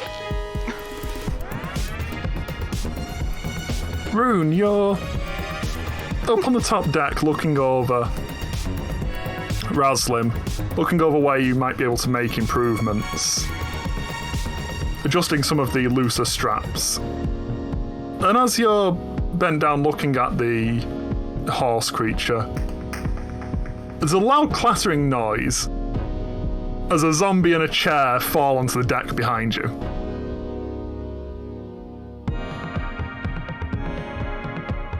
Okay. The zombie sort of slowly pushes itself to its feet, picks up the chair, and walks off up the stairs. I'm gonna go just look down the hole. Just like... I'll just give a thumbs up. Yeah, you look down the hall, you see Saul down at the bottom, giving you a thumbs up. It's like, okay then. I was getting annoyed with the banging noise. What's he got with the chair? He probably asked it to get him a chair. Oh, okay, yep. Are the others down there? No, I believe they made him a cup of tea and are probably around him. At You least they've saw them on taken the way a smell with down. them. They're all in the kitchen. Oh no, they were all in the kitchen doing something. Okay. You want me to find out what they're doing? I mean, he didn't tell them to stop making tea, Oh no. so I think we're gonna be on like round 6 of tea. If he wasn't sleeping, I would slap him right now. The tree did a good job though. Yes. This ship feels a lot more hardy than the previous one we were on. The fact that it can defend itself is very useful. Yeah. Valis did hurt it though. But he hurt our ship? He hurt the tree then star bow. How did he manage that? I wasn't paying attention. I'm not entirely sure, but it seems like Valis' face hit the tree. Right. Yeah. Well, so long as both of them are okay, I suppose. Anyway, I'll look in on the kitchen just to see how badly they're destroying it and maybe try to stop them. Good luck. Thank you. So I'll head off and go upstairs to the kitchen. Okay. You head back up towards the kitchen area and you see 3 zombies here. And only one of them really fits into the kitchen. It's a very small corner. But you lean around the zombies and look, and there is one in the kitchen. Pot of water on the stove. As the water starts to bubble, it pours it into a teapot, puts the lid on the teapot, and steps out of space. Another zombie comes in, puts the saucepan on the stove and pours clean water into it from a teapot. Oh, I Stands see. there watching for it to boil. They're stuck in an endless loop. Sol And is you watch the zombie watching the water boil. Sol will go over. Is there a water source in here? There's A barrel or something? There's a barrel sort of almost built into the wall. You see the curve of barrel in the wall, and there's a tap on it that the zombies operate the tap and water pours out. Okay, so are they just filling up Are they just filling the teapot up with water and then using that water in the teapot to fill up the thing and going around in a circle? Yeah, they use the water from the teapot to fill up the pot, boil it, pour it back into the teapot, and then step outside. The next zombie comes in to perform the action. Okay. Can Sol make a guess on how they're getting stuck in making tea? Is it because they don't have tea bags, perhaps? They seem to have... Sort of, you reach over and open one of the teapots. They don't seem to care about that. There is a tea bag in there. There's a very sort of pale tea. Oh god, is it because the wording was make me tea or I need tea or something and it wasn't make me a cup of tea and bring it to me? Yes. So they're just constantly making tea. They are making tea, as ordered. I'm going to just take the teapots off of them. Okay. You take 3 teapots in your hands. And I'm just going to walk Grab away. a pseudopod to hold all 3. And you walk away and you hear the shuffling as 3 zombies follow you. I'll head up to where Alice is. Yeah, you head up and you find Valis on the top deck. Stood next to him is a zombie holding a chair. Rune, you see Sol walk up with 3 teapots in his hands and 3 zombies following him. Would I know trancing? Is that essential? It's not like sleeping, it's just like long meditation, right? Yeah, they are conscious during the conscious. trance. So he could would be say able to hear a you, couple but of he wouldn't be able words to without breaking respond. it. Oh, right, okay. He's focused on the meditation, but he is conscious and would be able to hear you. So if it was something important enough, he'd be able to break the trance in the same way that you could be awoken Can he see from me? sleep. He can see you. He can see me. Yeah, you would be aware from past that he can I'm see going- and hear you. But I'm he going to wouldn't be able throw the respond. teapot off the back of the boat while watching him. I know he's probably got more. Valis, you see Sol walk up to you holding 3 teapots, and he walks towards the back of the boat and throws one of the teapots off. I'll just say, they're wasting the water. Word your requests more carefully. You see a single tear form on Valis. I pat Valis on the head and leave. Oh. And Valis, you watch as one of the zombies. Sol walks away as your field of vision. One of the zombies walks towards the back of the boat. Oh no! And you see its head watching something moving around behind the boat. Just bobbing up and down slightly as it watches something.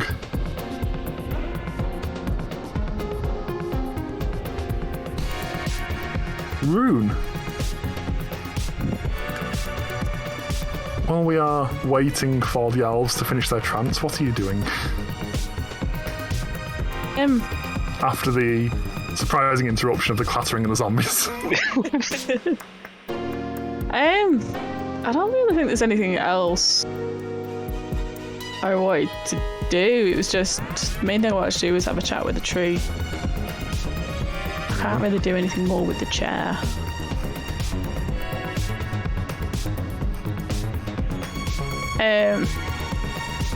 I think, yeah, essentially I'd just be pottering, I think, at this point. And I might maybe just start a general chit-chat with the Commodore? Yep. Commodore. But nothing... He's smoking his, 4th or 5th pipe by now. He just keeps reloading it and lighting it again. Yeah. I don't really think... Other than the couple of questions about the chair, which I'm guessing he doesn't really know much about the Spelljamming chairs. No, he doesn't seem to, but he engages you in conversation somewhat. Yeah. I think it'd just be stuff to pass the time.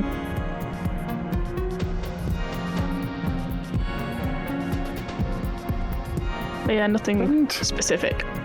You pass the time. And as you're looking out over the side of the ship, talking to the Commodore, Sol, as you're looking out, having dispatched the teapot, there are still 2 zombies following you. But Why do the other two following me? did you throw all 3 teapots? Yeah, I threw all of them. Never mind, I misheard you. There are 3 zombies at the back of the ship watching things bob away. And yeah, as you look out over the side of the ship, you see these massive creatures that, from a Toril standpoint, maybe you describe them as whales, but just floating through the astral sea. Ooh. As you see these creatures move closer, a pod of them, 6 or 7 maybe, just seem to be going past. And the Commodore looks over to them. Kindori, they could help us out. Oh? Takes another drag of his pipe.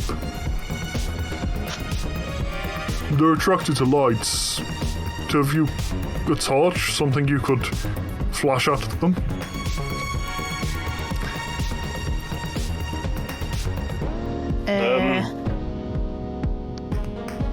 I'll start rummaging in my bag. I have some torches. What about you, Rune? Do you have anything that would make a bright light?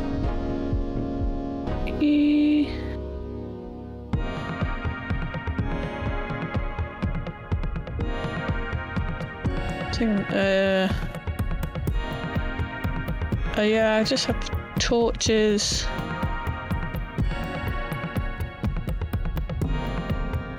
Yeah, I don't really have anything else. Do we need to do anything with the torches, Commodore, or just light them and wave them?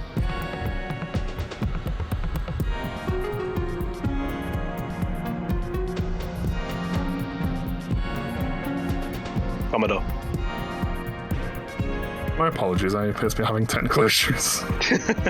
Not the Commodore, I'll I mean poke him in myself. the head. He's disassociating. Give me a moment. Apologies.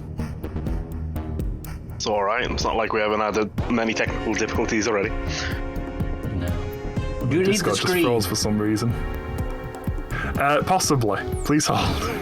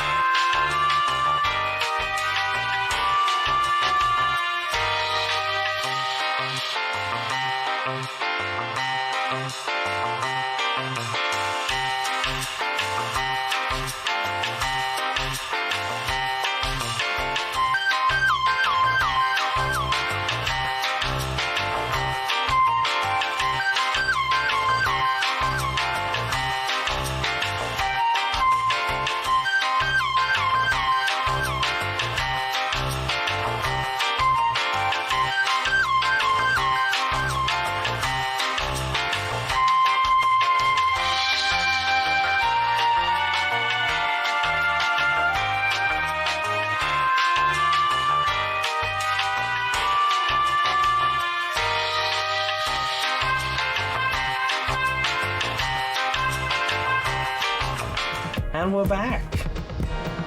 My apologies, I have no idea what happened.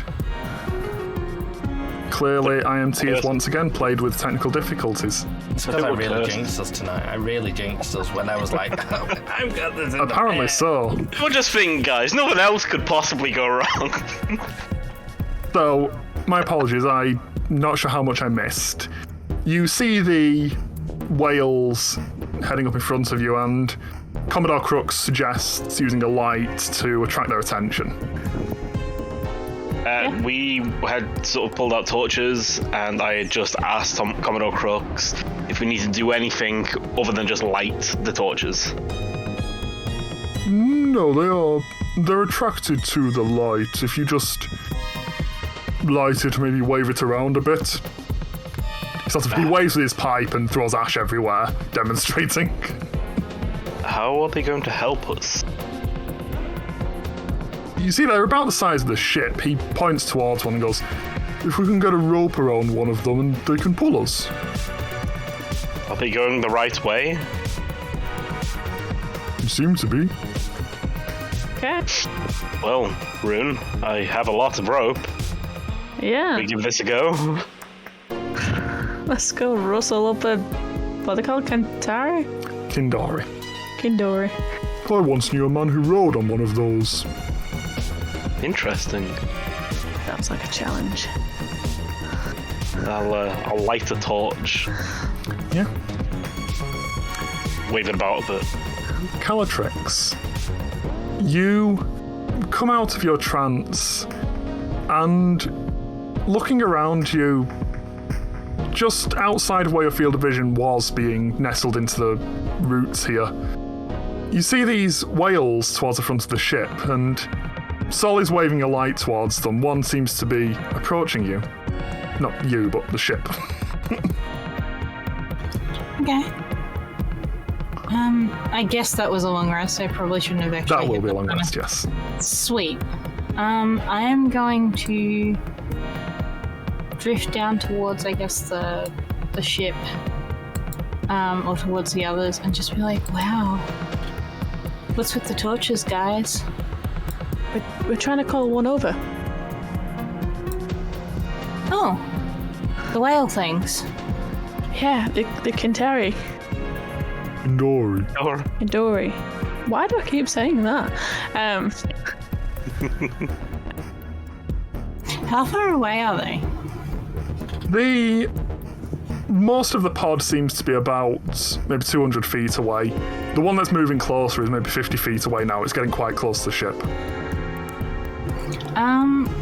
Oh, I have a cantrip that might help, and she is going to cast light in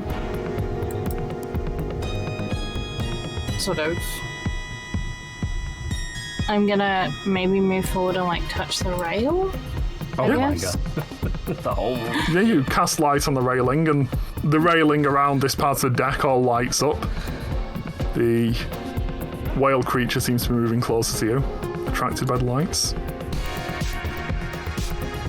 Right, so we need to get a rope around it. How do you suggest we do that? I don't know. I just broke Throw my- ropes.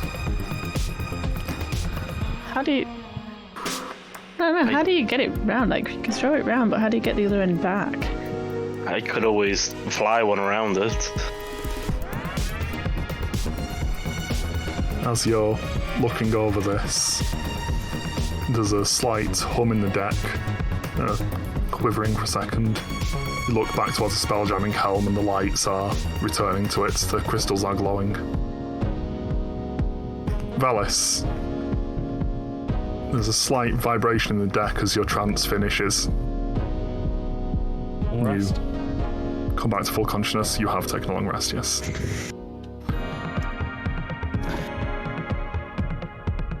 As this whale creature moves close to the ship, and Valis, this is as you get up and turn to see the other side of the ship. This is the first time you've really seen these creatures. Oh my god! I'm going to cast. Yeah, I'm gonna cast. It's a worrying statement. Well, I mean, Oh, they're no. kind of big and scary. Gonna cast witch balls. I'm gonna ask Chromatic Orb, but the nearest one. Oh god. God, why? Because it's fucking woke up to chat. Yeah, you fling a orb of glowing energy above it, completely missing it.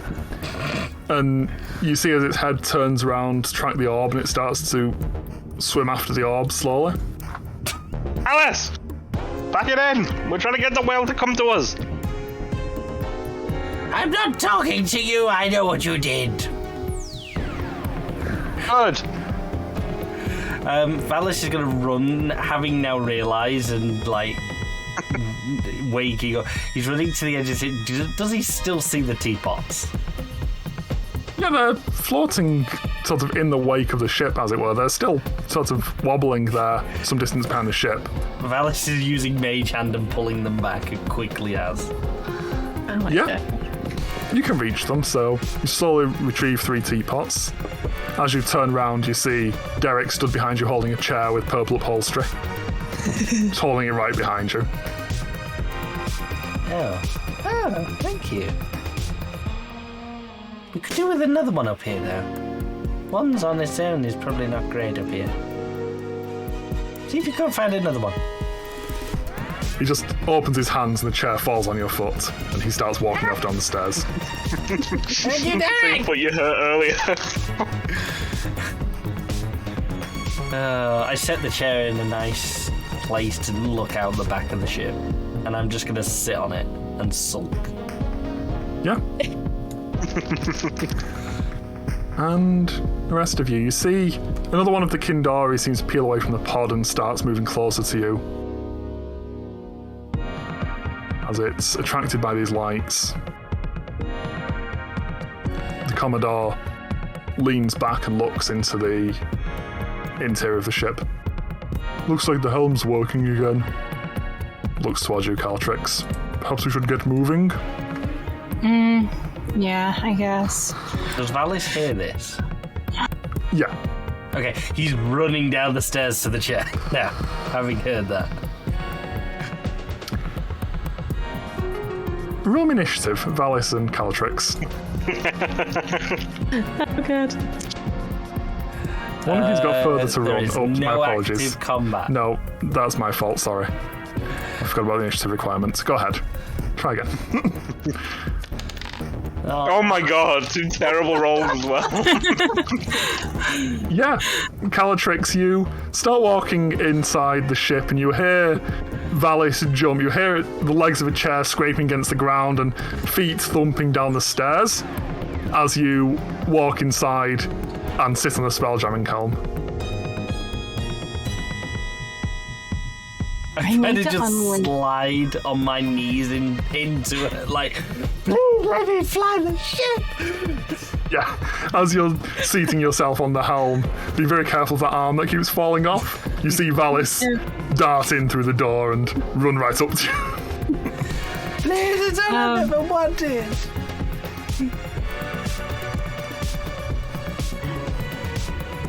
I will make you tea. Josh, they're seeing what's in your teapots. Please, I'm sure I'll be fine. I've never piloted a ship before. What's that over there? And Gully's just gonna point at something in the corner. Valis will look. What? And that's why. Yeah, you turn around and look in the corner. There's a interesting spider in a cobweb in the corner of the room. It's got a sort of purplish tint to it. It's not something you've seen before.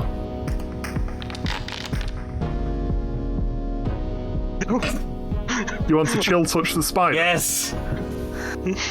Wow. You hit the spider. It crumples, you see a purplish energy rise up from it. Wow. I turn back to Calatrix. It wasn't that interesting. Yeah. I guess not. Tell you what, if you can convince Sol to let you fly the ship, I will. But I'm not talking to Sol. You just see Soul's head poke around the door and just stare at you and shake slowly. I'm gonna use Mage Hand and shut the door. I don't think he has opinion on it right now. Yep, the door closes. Periwinkle just sort of like puffs herself up on Kelly's shoulder and sort of makes a funny sound towards you. And then Kelly just sort of... I think you should convince Soul to let you fly. You are going to have to talk to him at some point. Try to just Maybe stop he'll even my get- teapots. He might get you some new ones. Maybe there's some pretty patterns on them. You don't want me to fly the ship. And Valis is gonna slump out the door. Yeah. You open the door and slump out. Hey Valis, you know that guy? The dead one on the deck that we still haven't removed? He had a really interesting necklace. Maybe you'd find it interesting to check over. I couldn't understand it. It was too complex magic for me. I know you'll be able to. You're really good at magic. Wow. Blinders. You want to cast blindness on Sol? Yes. Are you sure you want to attack Yes. a party member? Are you sure you want to do this? Yes. Knowing full well that Sol is only sticking around with you Yes. because of a promise. Okay. Yes. Let's Wow, see. you're really pouting, aren't you? Damn it. It doesn't take. Sol's going to walk over to you, tower over you, and just stare down at you and just say, "Take this necklace and chill out." I Push the grab necklace into your hand and push you against the wall slightly. I grab the necklace and then I turn to my zombies. He no longer gets tea. Heavens, how will I cope? All the zombies that are filing in after you just sort of look to you and nod, and they all file down the stairs towards the galley. Have your zombies stop wasting the water. We need that to live. You also need it to live.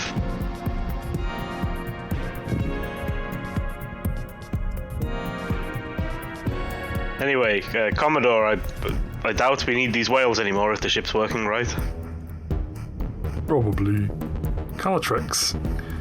You sit on the chair, you feel your connection with the ship. Seems to be working fine. Do you wish to continue moving? I do, and I also send a thought of thanks towards Starbro Yeah. as for letting me nap under his branches. Or Yeah. prance under his branches. You get a general sense of gratitude back as you start to move the ship forwards, and after a short time flying past, you watch Kindori pass. You start to see a small asteroid rising in the distance.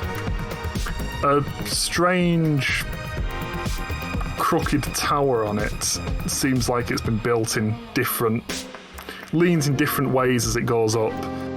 Very strangely. And it seems you are arriving at Topola's asteroid. You see Crux points it out to you. There's a small dock on one side, very beat up, damaged dock. He turns towards Flinch, the Hadozi, and says, "Fetch the jolly boat." Flinch goes down, climbs over the side of the ship, pulls out a small rowboat, and looks back up to you.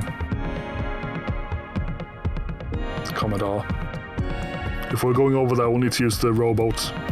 The second wind won't fit on that dock. Fair enough. Yep. He walks inside and says the same to you, Caltrix. Oh, okay. And Valis, if you're still in the corridor, he passed that on to you as well. Valis Valis just slowly nods. And the robot will take all of you if Razlim isn't coming. Otherwise, it'll have to be 2 trips. The second trip will just be Razlim. Is that included on my zombies? The zombies will have to go with Razlim on the second trip. You can leave the zombies on the boat, I'm sure. Might get new ones. Valis will wait and won't get on the boat without the zombies at the moment. So he will wait and come on the second trip. The first trip is just Sol, Rune, Calatrix, the Ball of Pastel Fury, and the Commodore, who sort of... The boat wobbles when the Commodore stands in it. But eventually, given the 2 trips, you all manage to get to this tower. And you see this strange, crooked tower. Let me show you a picture, actually. I have a picture. Strange, crooked space of this tower. And around the outside of the asteroid, scores of different sorts of birds, pelicans, seagulls, mollymawks, various different sizes, different types of bird that are nesting around this asteroid as you approach the dock. At the end of the dock where you're about to land, 2 grey shark-like creatures fighting over the remains of a pelican. And you see, further into space at the base of the tower, a woman with frayed robes and bare feet sitting in a rocking chair, rocking back and forth. A wide-brimmed hat covers part of her face. There's a small bird perched on top of it. As you move closer, she leaps to her feet and waves a staff. A bolt of this fiery energy shoots over the shark creatures and they're scared off as you come to land. And you begin to see Topola's tower. Ooh. Or at least the outside of it. And there's Topola herself. And Topola. Her hair is very big. Sitting in front of the tower, you get your first... There's a notification on my screen where I need to click. Get your first proper look at Topola and a bird perched on her head. There's literally a bird perched on her head. Yep. Bird up. And Valis, you get this a moment later when the second boat comes back with you, the zombies, and Razlim, which is a tight fit, but the zombies don't really seem to care too much about seats, so you figure it out.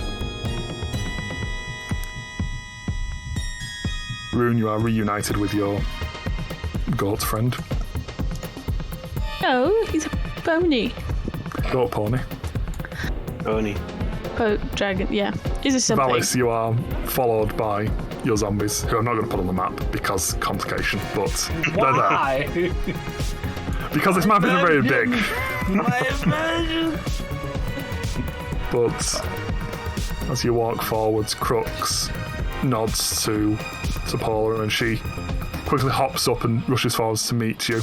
Hello friends. I am Topola and Crux seems to have brought you to me. Who are you? Who are you all? Hello. We don't have a party name, do we? Nope. Well, if you're gonna choose one, now's the moment. Nah. Say, we are mere travelers and helpers. I am Rune. This is Razlim. And we obviously I'll point everybody out. It's like we have Sol, Calatrix, and Periwinkle, and Valis, and what's it? Derek, Eric, Merrick, and Seric in the wrong order. You didn't point at any of them at random. Yeah. I see. Zombies. Yes. Come. Come. I'll give you a tour of my house. Just immediately rushes forwards and opens the door, invites you all inside. She's very gracious and has a lot of birds. There are a lot of birds around. Birds are cool. There's also a lot of the sort of the aftermath of birds around this space. Is this like a sanctuary place for birds? I'm confused. No, they just come here. Okay. Okay, so I was going to attempt to avoid stepping in bird poo because he doesn't wear shoes and he doesn't want that inside of him. Ew. Would he actually just soak it up? Yep. Ew. Okay. Cowie's just staring around in wonder at all of these really cool looking birds. Yep. So we'll follow her inside. Yeah, as you all step inside, she starts to try to introduce you to the space. You look up, you see these 4 ring-shaped terraces that line the walls, seemingly like small gardens, small planters, every 10 feet or so up the length of this part of the tower, brimming with various fruits, vegetables, and wheats, and 4 what seems to be like mechanical gnomes wearing harnesses, each of which has this brilliant, dazzling mustache. They're all hoisted up in the air, dangling from these harnesses, and tending to the plants here.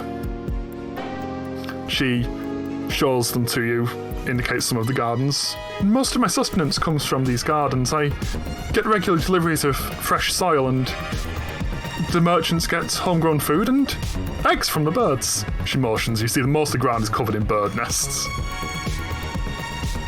Wow. And in one corner here, near where Sol is stood... Oops, come on, Crux has not followed you. There we go. Near where Sol is stood, there's a rope hanging from an upper level. Just straight rope. Paula points towards it. And this is how we get up and down. You, Sol, the blue one. Grasp the rope in your hand and say up. Oh, Sol will grab a hold of it and just go up. Yeah, and as you do, the rope starts to pull you up. Clearly some sort of magic. It pulls you up onto the 2nd floor. She motions for the rest of you to repeat that. Okay. Yeah. Valis, are you following? He grabs the rope and thinks up. It still works. Yay! Actually, no, it doesn't. Oh. Because I just remembered what you have on you. Never mind. Yeah, you grab the rope and think up, and nothing. The others all spoke it. Maybe it has to be a verbal command. He says it begrudgingly. Up. Yep, it works. The rope doesn't seem to care about your mental states. As it is a rope. And you are all... Oops, apparently not, because I've not grabbed you all properly. Sorry, 1 second. I managed to grab Periwinkle, but not Callie for some reason. No way! You're all lifted up into a 2nd floor. And up here you see that I forgot to put auto gnomes up here. Look at all those kitchen... This floor houses... This floor seems to hold a sort of a modest kitchen. There's 2 gnomes here preparing dinner. They're chopping vegetables and one of them is cooking things in a pot. To one side there seems to be a small divider and behind it a unmade bed, a wardrobe topped with another bird's nest, and seemingly a lot of books. You can see several of the titles there. They seem to all relate to astronomy and the stars. Kelly is probably going to go over and just be like perusing them then. Yeah. And as Tapola follows you all up on the rope. These are my living quarters where I read my books and take my meals. My also gnomes have no shortage of recipes.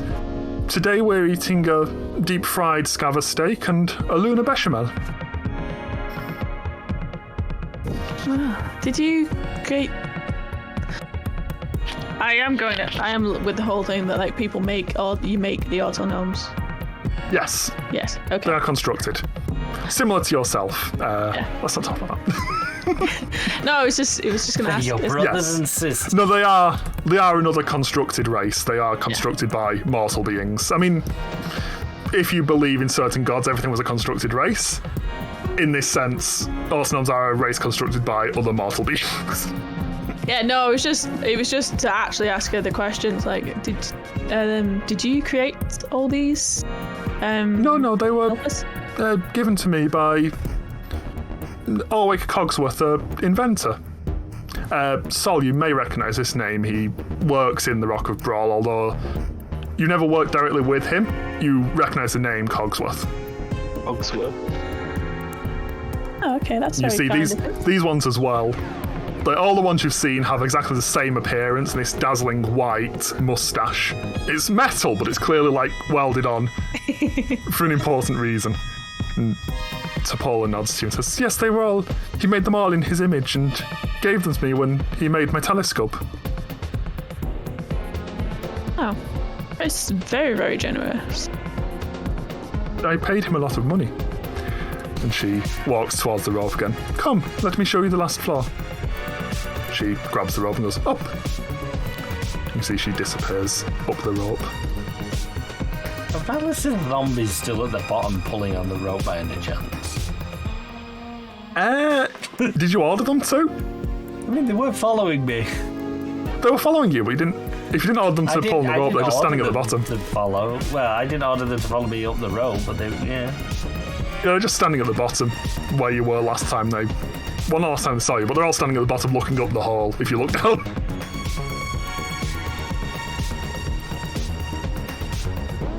I'll follow her up. Okay. And you all begin to follow her up once more.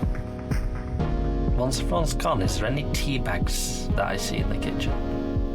Definitely, there's some small pots. One's labelled tea, another one's labelled coffee, and so forth. The two autonomes that are preparing food don't seem to take any notice of you. Okay, so Valis will put the pot that says tea in it into his pocket and then head to the rope and shout and up again. Yeah. And you go up. And you see on this top floor, two more of these gnomes are using what seems to be like clean white rags to polish a massive copper telescope in the centre of this space, and the tables around hold maps of the stars and of various planetary bodies and sketches of planets and strange landscapes. And Topola, as she sees all of you come up, "And this is my observatory.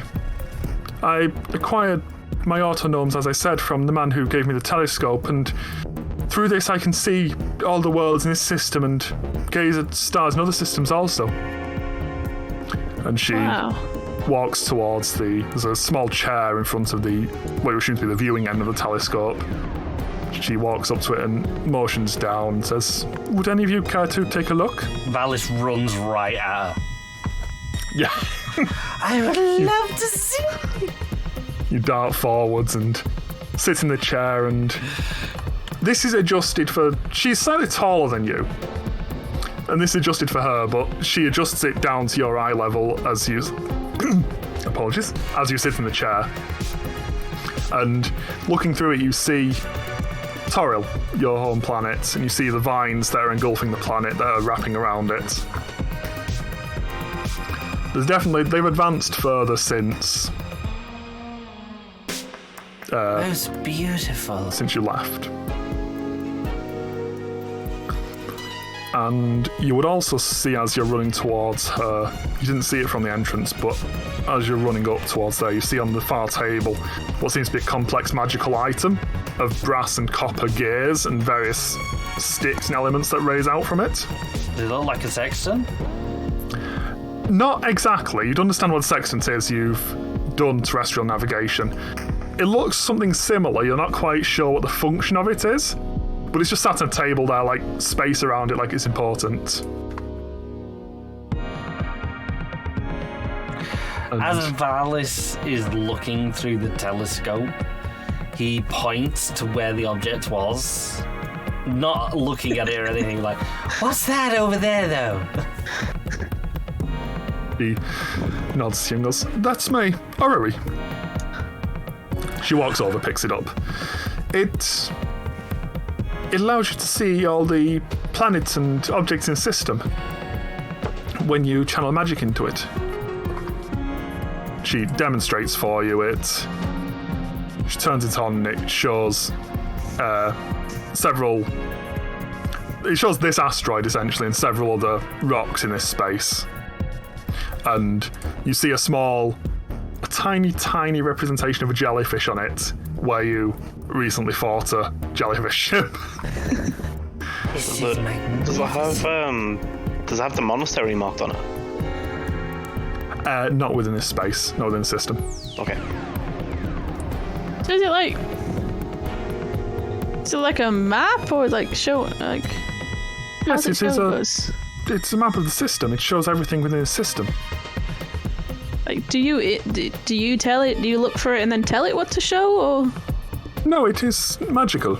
It would be quite useless otherwise. Do you have a spare by any chance? That. She turns towards Commodore Crooks, who's been slowly following you up this rope. He doesn't seem to trust it. First, tell me why you are here, and then we can talk. We are here as we are seeking Doom Space. Commodore Crooks here suggested you may have a map that would guide us to Doom Space. I don't think I do, but if you... She sort of holds out the orrery to you, Valis. Perhaps if you take this and... I think I know someone who could help you, but... Valalis takes it immediately the moment she said, maybe you Wallace? take this. Yeah. She offers it to you. You can take it out of her hand easily enough. She seems to be thinking for a second. I know someone who could help, but...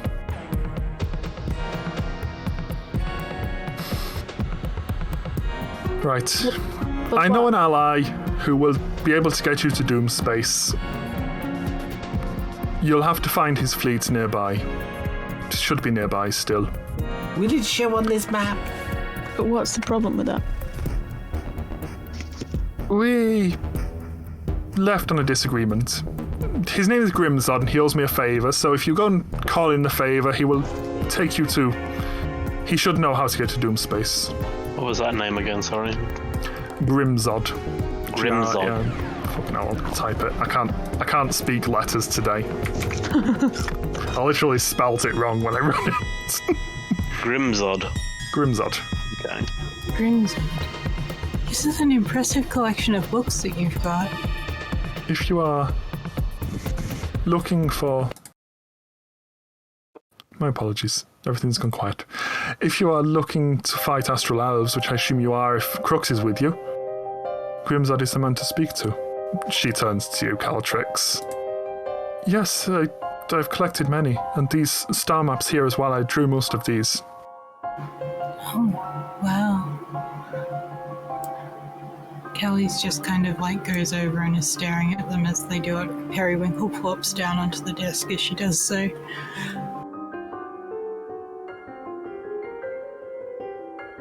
And you see various maps that are clearly drawn by hand of this space and of this space. You recognise a map of Toril, a recent one since it depicts the vines that curl around it. And she seems to have been tracking how the vines have curled around different continents, how, like, where they've landed, where the oceans are mostly clear, etc. These vines, are they spreading quickly? They seem to have slowed now, but they're definitely still spreading. They're wrapping around most of the planet. You can take a look if your friend gets out of the chair. May I, fellas?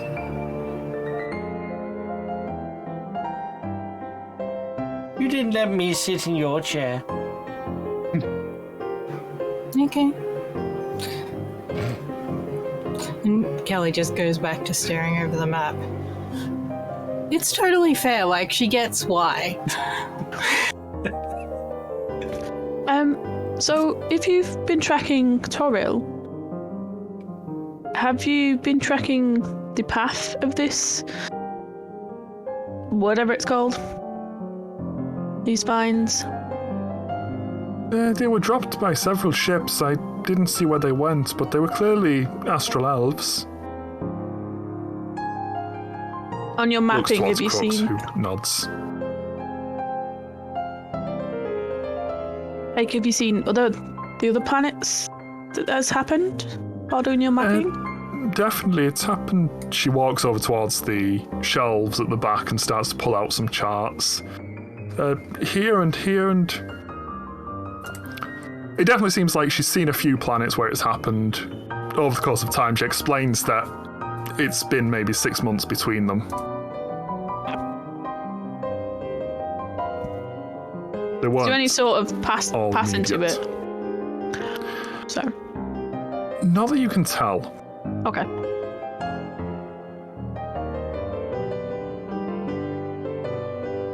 I will take a note. I'll make a little map of that, just for our records of where they've been.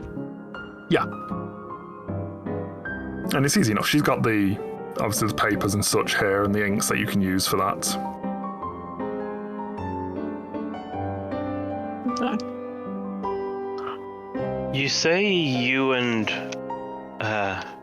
Grimzod left on poor circumstances. What do you mean by that? I don't want to have this bite us if we ask him for a favor you owe him. We were together for a while and I left him. Together as in Yes. romantically? Okay, yes, I think I understand. Is he still sore about this matter? I doubt it. It's been some time, but he owes me one, so... Okay, is there anything we should say to him so he knows that the favor is from you and not just some random people claiming it is? Perhaps I can come with you. And Of then course. I'll tell him myself. I thought you didn't want to talk to him. He doesn't want to talk to me. I mean, I ended things, but if it helps you, I will come and see him and get him to help you. Did he betray you? No, I chose to leave him. Why? I'm not really comfortable discussing my romantic life with people I've just met.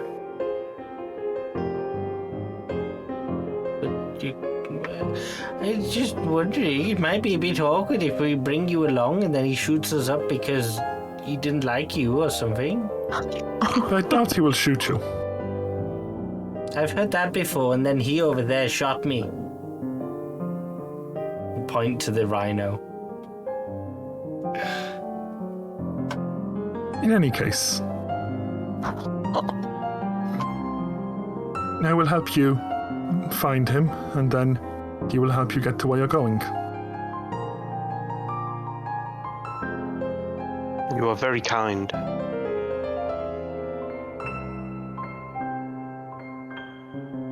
I will be downstairs. Take as much time as you need. She grabs onto the rope and says down, and it lowers her down.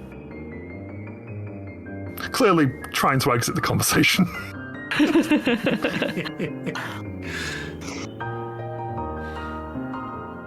Do the gnomes just carry on just polishing and just doing? Yeah, they're still polishing the sort of Valis, and if Valis gives up the seat for anybody else, you notice occasionally a rag passes over the end of the telescope as you're looking through it. Valis is going from planet to planet, observing everything.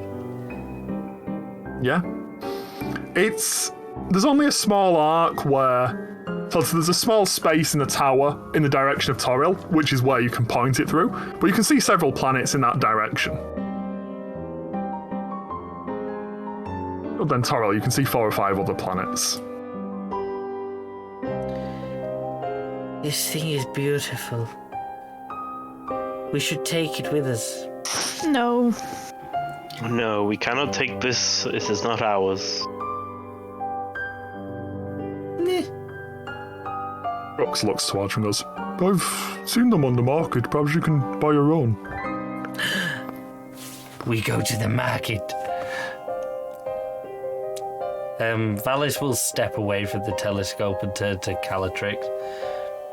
I've realigned it back onto the planet with the tentacles, if you wish to look. Thanks, Valis. It's appreciated. And you can take a look through it and you see the same Toril slowly being covered by these orangey vines, the ones that you'd seen growing when you left the planet. Kelly's gonna press Periwinkle into Valis's hands as she goes past.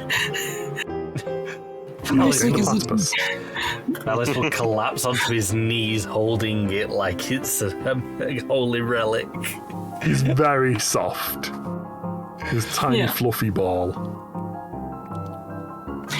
And just kind of like nuzzles into your hands. As Kelly's staring through the telescope, staring at all of the vines. They're quite pretty, even if they are destroying the world, I guess. I wonder if I could fiddle around with Entangle. It would be quite pretty to have them wrapping around next time I have to stop somebody. And then she's just kind of like looking into the rest of around as well. Yeah. You see a couple of other planets and you can see a lot of stars from this. Not really, you can't really get close into them, but you can see collections of stars. You can see constellations and such between the planets. How high up does the telescope other end go? Like off the floor? The viewing end or the pointing end? The pointing end. It's up at an angle essentially, so it's maybe 30 feet up. The two gnomes are on like long ladders with platforms on the top to polish the top of it. Then occasionally they step down the ladder slightly and move the ladder and polish further down the length of the telescope. Whilst Calatrix is at the telescope, I'm going with Periwinkle to the other end. I'm going to lift Periwinkle into the view. Yeah.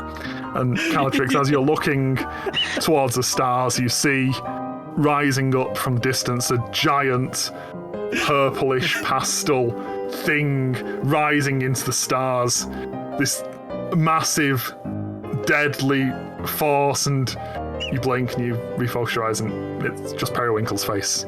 Who looks really pissed off at this? It's just like, it's bad enough that she was handed over to Valis. No, she's being waved around and she just kind of like scurries in his hands. It's wiggling. It's wiggling. What the hell?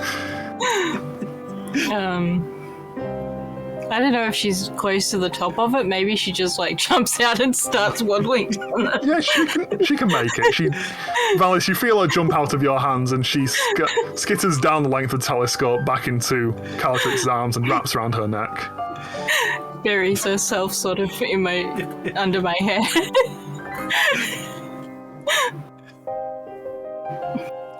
Digs her claws in a little bit, like, never do that to me again. Oh. Kelly just kind of reaches up and reassures her and then steps out of the seat. Well, shall we head along?